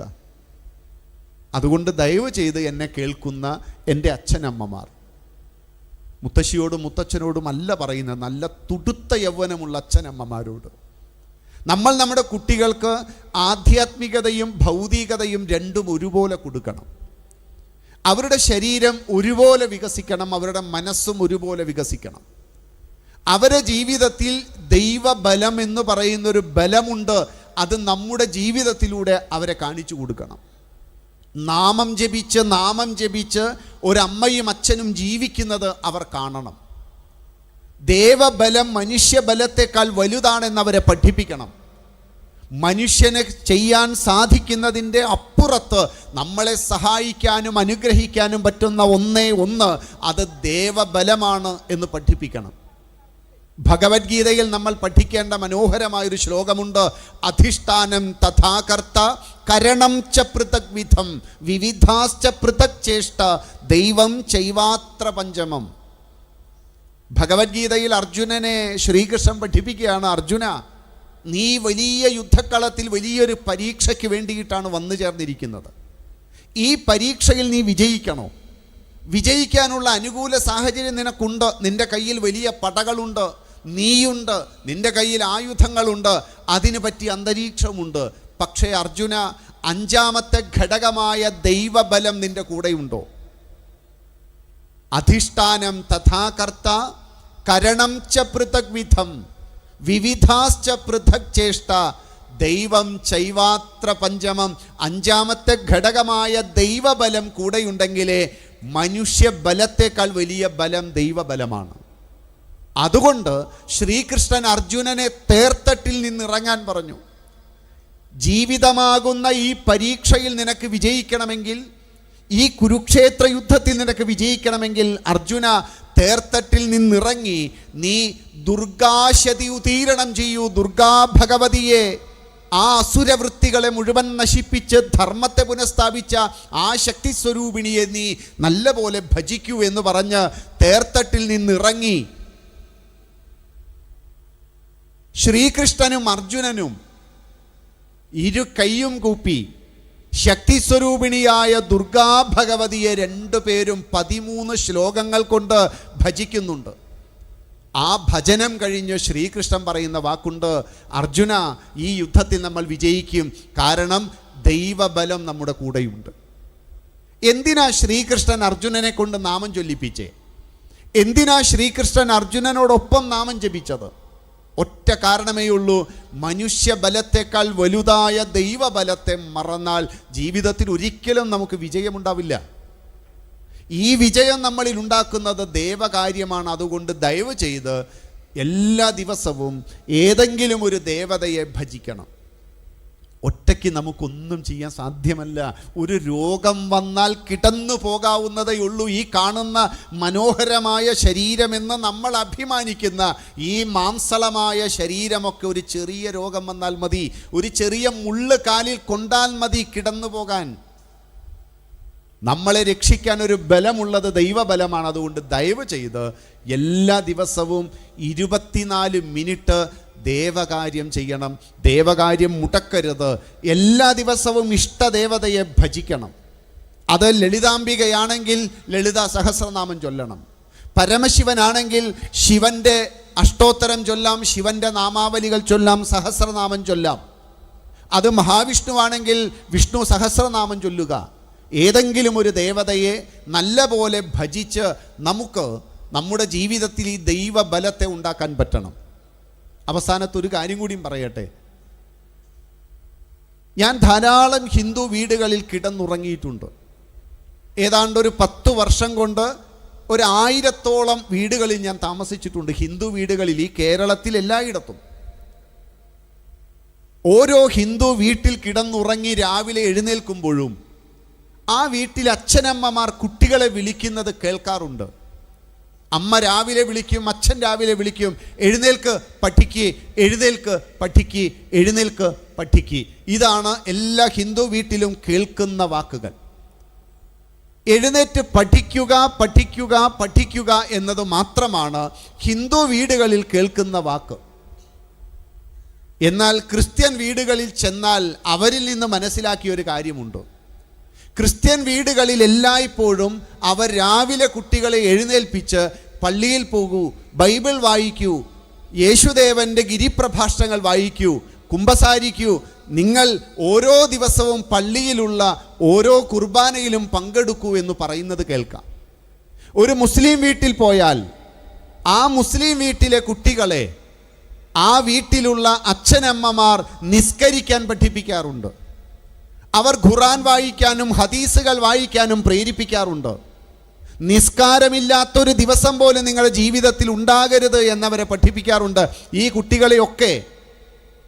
ഈ കുട്ടികളെയൊക്കെ രാവിലെ വിളിച്ചുണർത്തിക്കഴിഞ്ഞാൽ അച്ഛനമ്മമാർ ദൈവീക കാര്യം ചെയ്യാൻ പ്രേരിപ്പിക്കുമ്പോൾ ഹിന്ദു വീടുകളിൽ പഠിക്കി പഠിക്കി പഠിക്കി, പരീക്ഷയാ വരുന്നത്, എത്ര രൂപ കൊടുത്താ നിന്നെ പഠിപ്പിക്കുന്നത് എന്ന് കേൾക്കാം. അപ്പോൾ എനിക്ക് സന്തോഷമുണ്ടാകാറുണ്ട്. കാരണം എപ്പോഴും പഠിക്കുന്ന ഹിന്ദു കുട്ടികൾ അവർ പരീക്ഷയിൽ 1-ാം സ്ഥാനത്തെത്തുമായിരിക്കും. കാരണം അവർ എപ്പോഴും പഠിക്കുകയാണ്. അവർക്ക് മെറിറ്റിൻ്റെ അടിസ്ഥാനത്തിൽ എല്ലാ വിദ്യാലയങ്ങളിലും സീറ്റ് കിട്ടുമായിരിക്കും. കാരണം അവർ എപ്പോഴും പഠിക്കുകയാണ്. അവർക്ക് എൻജിനീയറിംഗ്, മെഡിക്കൽ പോലെയുള്ള പ്രൊഫഷണൽ ഡിഗ്രികൾ അവർക്ക് എല്ലാവർക്കും 1-ാമത്തെ, 2-ാമത്തെ, 3-ാമത്തെ, ആദ്യത്തെ റാങ്കുകൾ കിട്ടുമായിരിക്കും. കാരണം അവർ എപ്പോഴും പഠിക്കുകയാണ്. പക്ഷേ സ്കൂളുകളിൽ ചെല്ലുമ്പോൾ മെറിറ്റിൻ്റെ അടിസ്ഥാനത്തിൽ സീറ്റ് ആർക്കാ എന്ന് ചോദിക്കുമ്പോൾ ഞാൻ ഹിന്ദു നാമധാരികളെ അധികം കാണാറില്ല. ഇവിടെ വരുന്ന പ്രൊഫഷണൽ ഡിഗ്രികളിൽ കോമ്പറ്റേറ്റീവ് എക്സാം എന്ന് പറയുന്ന ഓരോ മത്സര പരീക്ഷകളിലും വരുന്ന കുട്ടികളുടെ ലിസ്റ്റുകൾ നോക്കുമ്പോൾ അതിലധികം ഹിന്ദു നാമധാരികളായ കുട്ടികളെ കാണാറില്ല. മറ്റുള്ളവർക്ക് കിട്ടണ്ട എന്നല്ല, അവർക്കും കിട്ടണം. പക്ഷെ എപ്പോഴും പഠിക്കുന്ന ഹിന്ദു കുട്ടികൾക്ക് എന്താ കിട്ടാത്തത്? അങ്ങനെയാണെങ്കിൽ ഹിന്ദു കുട്ടികളെ അച്ഛനമ്മമാർ എപ്പോഴും പഠിക്കുന്നാണ് പറയുന്നത്. ഇതാണ് ദൈവബലം കൂടെയില്ലെങ്കിൽ ഒരു കാരണവശാലും നിങ്ങൾ ഈ കാണിക്കുന്ന ഒരു പരാക്രമവും നമ്മളെ വിജയിപ്പിക്കില്ല. അതുകൊണ്ട് ഹിന്ദു കുഞ്ഞുങ്ങളെ രാവിലെ വിളിച്ചുണർത്തുന്നത് എന്തിനാ? കുളിയും തേവാരവും എന്നാണ് നമ്മുടെ പൂർവികർ പറഞ്ഞത്. എന്താണ് കുളിയും തേവാരവും? കുളിക്കുക, ശരീരശുദ്ധി ഉണ്ടാക്കുക, നല്ല ഉണങ്ങിയ വസ്ത്രം ധരിക്കുക. രാവിലെ എഴുന്നേറ്റാൽ ആദ്യം ശരീരശുദ്ധി വരുത്തണം, കുളിക്കണം. കുളിക്കാതെ പച്ചവെള്ളം കൊടുക്കരുത് കുട്ടികൾക്ക്. ഇത് ചെയ്യുന്ന അച്ഛനമ്മമാർ കുട്ടികളെ തെറ്റായ വഴിയിലേക്ക് ദയവ് ചെയ്ത് നയിക്കരുത്. അവരുടെ മുന്നിൽ മാതൃകയായി രാവിലെ എഴുന്നേറ്റ് അമ്മയും അച്ഛനും കുളിക്കൂ. നിങ്ങൾ ദയവ് ചെയ്തൊന്ന് കുളിക്കി. എന്നിട്ട് കുട്ടികളെ ശരീരശുദ്ധി ഉണ്ടാക്കാൻ പഠിപ്പിക്കുക. ഒന്ന്, കുളി. തേവാരം എന്നാൽ തേവരുടെ കാര്യമാണ്, ദേവന്റെ കാര്യമാണ്. ദേവകാര്യം ചെയ്യാൻ കുട്ടികളെ പ്രേരിപ്പിക്കൂ. കുളിയും തേവാരവുമാണ്. അതിനാണ് ഹിന്ദു കുഞ്ഞുങ്ങൾ രാവിലെ ഉണരുന്നത്. ഹിന്ദു കുഞ്ഞുങ്ങളെ തിങ്കളാഴ്ചയും ചൊവ്വാഴ്ചയും ബുധനും വ്യാഴവും വെള്ളിയും ശനിയും ഞായറുമൊക്കെ രാവിലെ വിളിച്ചെഴുന്നേൽപ്പിക്കുന്നത് കുളിയും തേവാരവും ചെയ്യാനാണ്. എൻ്റെ പൊന്നുമക്കളെ, കുളിക്കൂ, ദേവകാര്യം ചെയ്യൂ, ഈശ്വരനാമം ചൊല്ലൂ, 24 മിനിറ്റ് ഇഷ്ടദേവതയെ ഭജിക്കൂ. അതിലൂടെ മനുഷ്യബലത്തെക്കാൾ വലുതായ ദേവബലത്തെ ജീവിതത്തിൽ സ്വീകരിച്ച് നമ്മുടെ കുട്ടികൾക്ക് ആത്മഹത്യ ചെയ്യാതെയെങ്കിലും അവർ ജീവിതത്തിൽ മുന്നോട്ട് പോകണമെങ്കിൽ അവരുടെ കൂടെ ഒരാളുണ്ട് എന്ന് തോന്നണം. അതിന് ഹിന്ദു കുഞ്ഞുങ്ങളുടെ കഴുത്തിലൊക്കെ ഒരു രുദ്രാക്ഷമാല ഇട്ട് കൊടുക്കണം. പരമശിവൻ്റെ കണ്ണ് നമ്മുടെ കുട്ടികളുടെ കൂടെയുണ്ട് എന്നവരോട് ഉറപ്പുവരുത്തണം. അതുകൊണ്ട് ആൺ പെൺ വ്യത്യാസമില്ലാതെ എല്ലാ കുഞ്ഞുങ്ങളുടെയും കഴുത്തിൽ രുദ്രാക്ഷമാല ഇടുക. എന്താ രുദ്രാക്ഷം? രുദ്രൻ്റെ അക്ഷമാണ്, പരമശിവൻ്റെ കണ്ണാണ്. എൻ്റെ കൂടെ എൻ്റെ പരമശിവനുണ്ട് എന്ന ബോധം കുഞ്ഞുങ്ങളിൽ ഉണ്ടാകണം.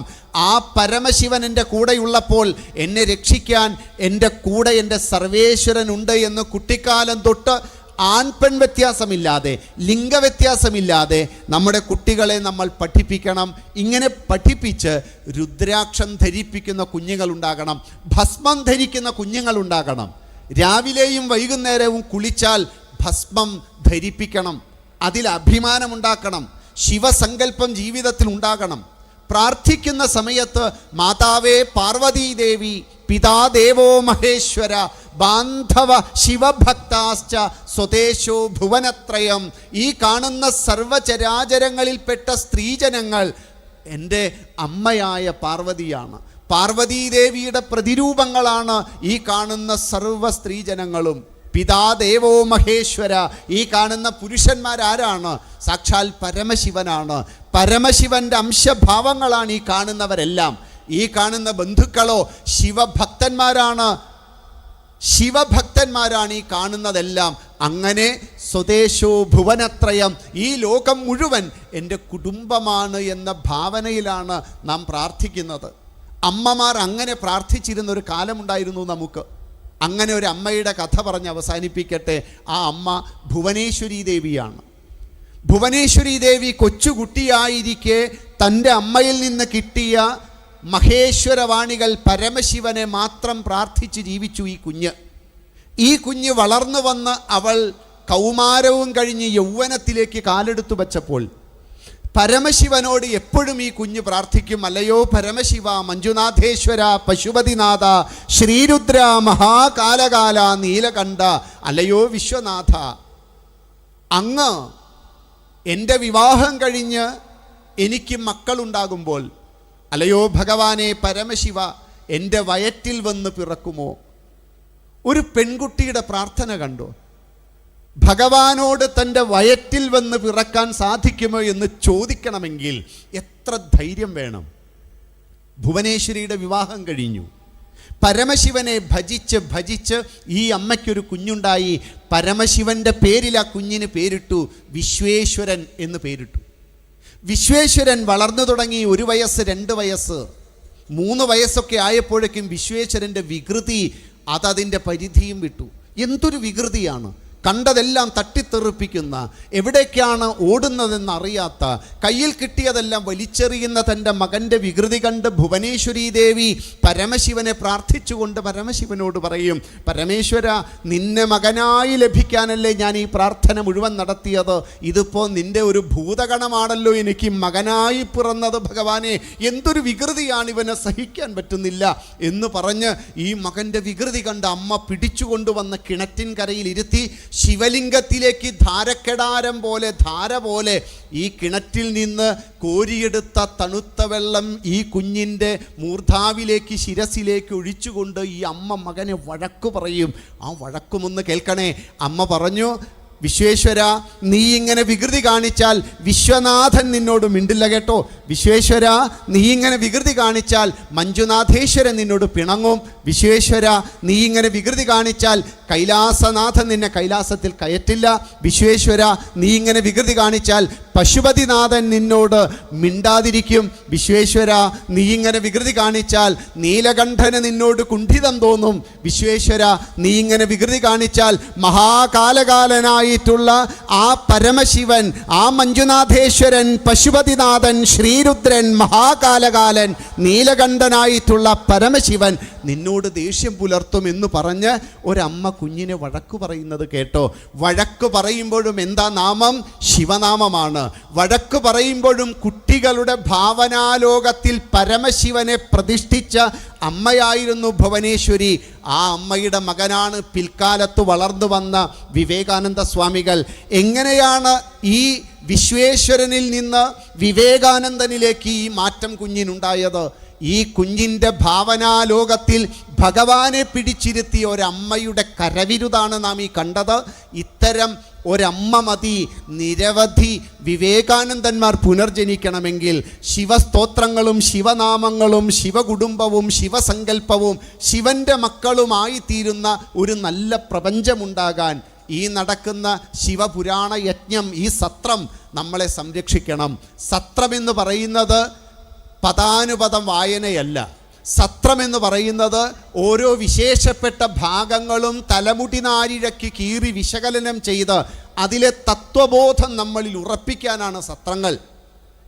സപ്താഹമെന്ന് പറയുന്നത് പദാനുപദം ഓരോ വരികളും വായിച്ച് അർത്ഥം പറയലാണ്. സത്രവും സപ്താഹവും തമ്മിലുള്ള വ്യത്യാസം ഇതാണ്. ഈ നടന്നുകൊണ്ടിരിക്കുന്ന സത്രം കഴിയുമ്പോൾ ഈ ശിവപുരാണത്തിലെ ശിവസങ്കല്പവും ശിവകുടുംബവും ശിവപൂജയും ശിവാരാധനയുമൊക്കെ നമ്മുടെ ജീവിതത്തിലും നമ്മുടെ വീടുകളിലേക്കുമൊക്കെ വരുവാനും അതിനുവേണ്ടി പരിശ്രമിക്കുന്ന നിരവധി പേർ, അടുക്കളയിൽ ജോലി ചെയ്യുന്നവർ, സംഘടിപ്പിക്കുന്നവർ, അതിനുവേണ്ടി തപം ചെയ്യുന്ന നിരവധി മഹത്തുക്കൾ, ജോലി വേണ്ട എന്ന് വെച്ച് വീട്ടുകാരെ പോലും കാണാൻ പറ്റാതെ ഇവിടെ അഹോരാത്രം ജോലി ചെയ്യുന്ന അമ്മമാരുണ്ട്, നിരവധി പേരുണ്ട്. ആ എല്ലാവർക്കും എല്ലാവിധത്തിലുമുള്ള ഐശ്വര്യങ്ങളും ഉണ്ടാകട്ടെ എന്ന് പ്രാർത്ഥിച്ച് ഈ ശിവ കുടുംബത്തിൻ്റെയും ശിവസങ്കല്പത്തിൻ്റെയും ഒക്കെ പ്രത്യേകതകൾ പറയണം എന്നതായിരുന്നു ഞാനിവിടെ ഇരുന്നപ്പോൾ എൻ്റെ മനസ്സിൽ വന്നത്. മനസ്സിൽ തോന്നിയ ആശയങ്ങൾ പറഞ്ഞു എന്ന് മാത്രം. കേട്ടിരുന്ന എൻ്റെ ബന്ധുജനങ്ങളായ സർവർക്കും എല്ലാവിധത്തിലുമുള്ള ഐശ്വര്യങ്ങളും ഉണ്ടാകട്ടെ, നല്ല ആരോഗ്യമുണ്ടാകട്ടെ എന്ന് മാത്രം പ്രാർത്ഥിച്ച് കുന്തിദേവി തൻ്റെ മകനായ കർണനെ അവസാനത്തിൽ കണ്ട് കുരുക്ഷേത്ര യുദ്ധത്തിൽ പാണ്ഡവപക്ഷത്ത് വരുവാൻ വേണ്ടി മകനോട് കെഞ്ചിയപ്പോഴും ഇല്ല, ദുര്യോധന പക്ഷത്തെ ഞാൻ നിൽക്കൂ, എനിക്കറിയാം നശിച്ച നാമാവശേഷമാകുമെന്ന്, എന്നാലും ഞാൻ ഈ പക്ഷത്തെ നിൽക്കൂ എന്ന് പറയുമ്പോൾ അവസാനം കുന്തിദേവി തൻ്റെ മകനെ അനുഗ്രഹിച്ചുകൊണ്ട് പറയുന്നൊരു വാക്കുണ്ട്, അനാമയം സ്വസ്തി. നിൻ്റെ ആരോഗ്യം നന്നായിരിക്കട്ടെ കുഞ്ഞെ. ഒരമ്മ ഒരു കുഞ്ഞിന് ഈ അനുഗ്രഹമല്ലേ കൊടുക്കുക? അനാമയം സ്വസ്തി. എൻ്റെ മുന്നിലിരിക്കുന്ന എന്നെ കേൾക്കുന്ന സർവർക്കും അനാമയം സ്വസ്തി എന്ന കുന്തിവാക്യം ഉണ്ടായിത്തീരട്ടെ എന്ന് പ്രാർത്ഥിച്ച് വാക്കുകൾ ഉപസംഹരിക്കണു. എല്ലാവർക്കും നന്ദി, നമസ്കാരം.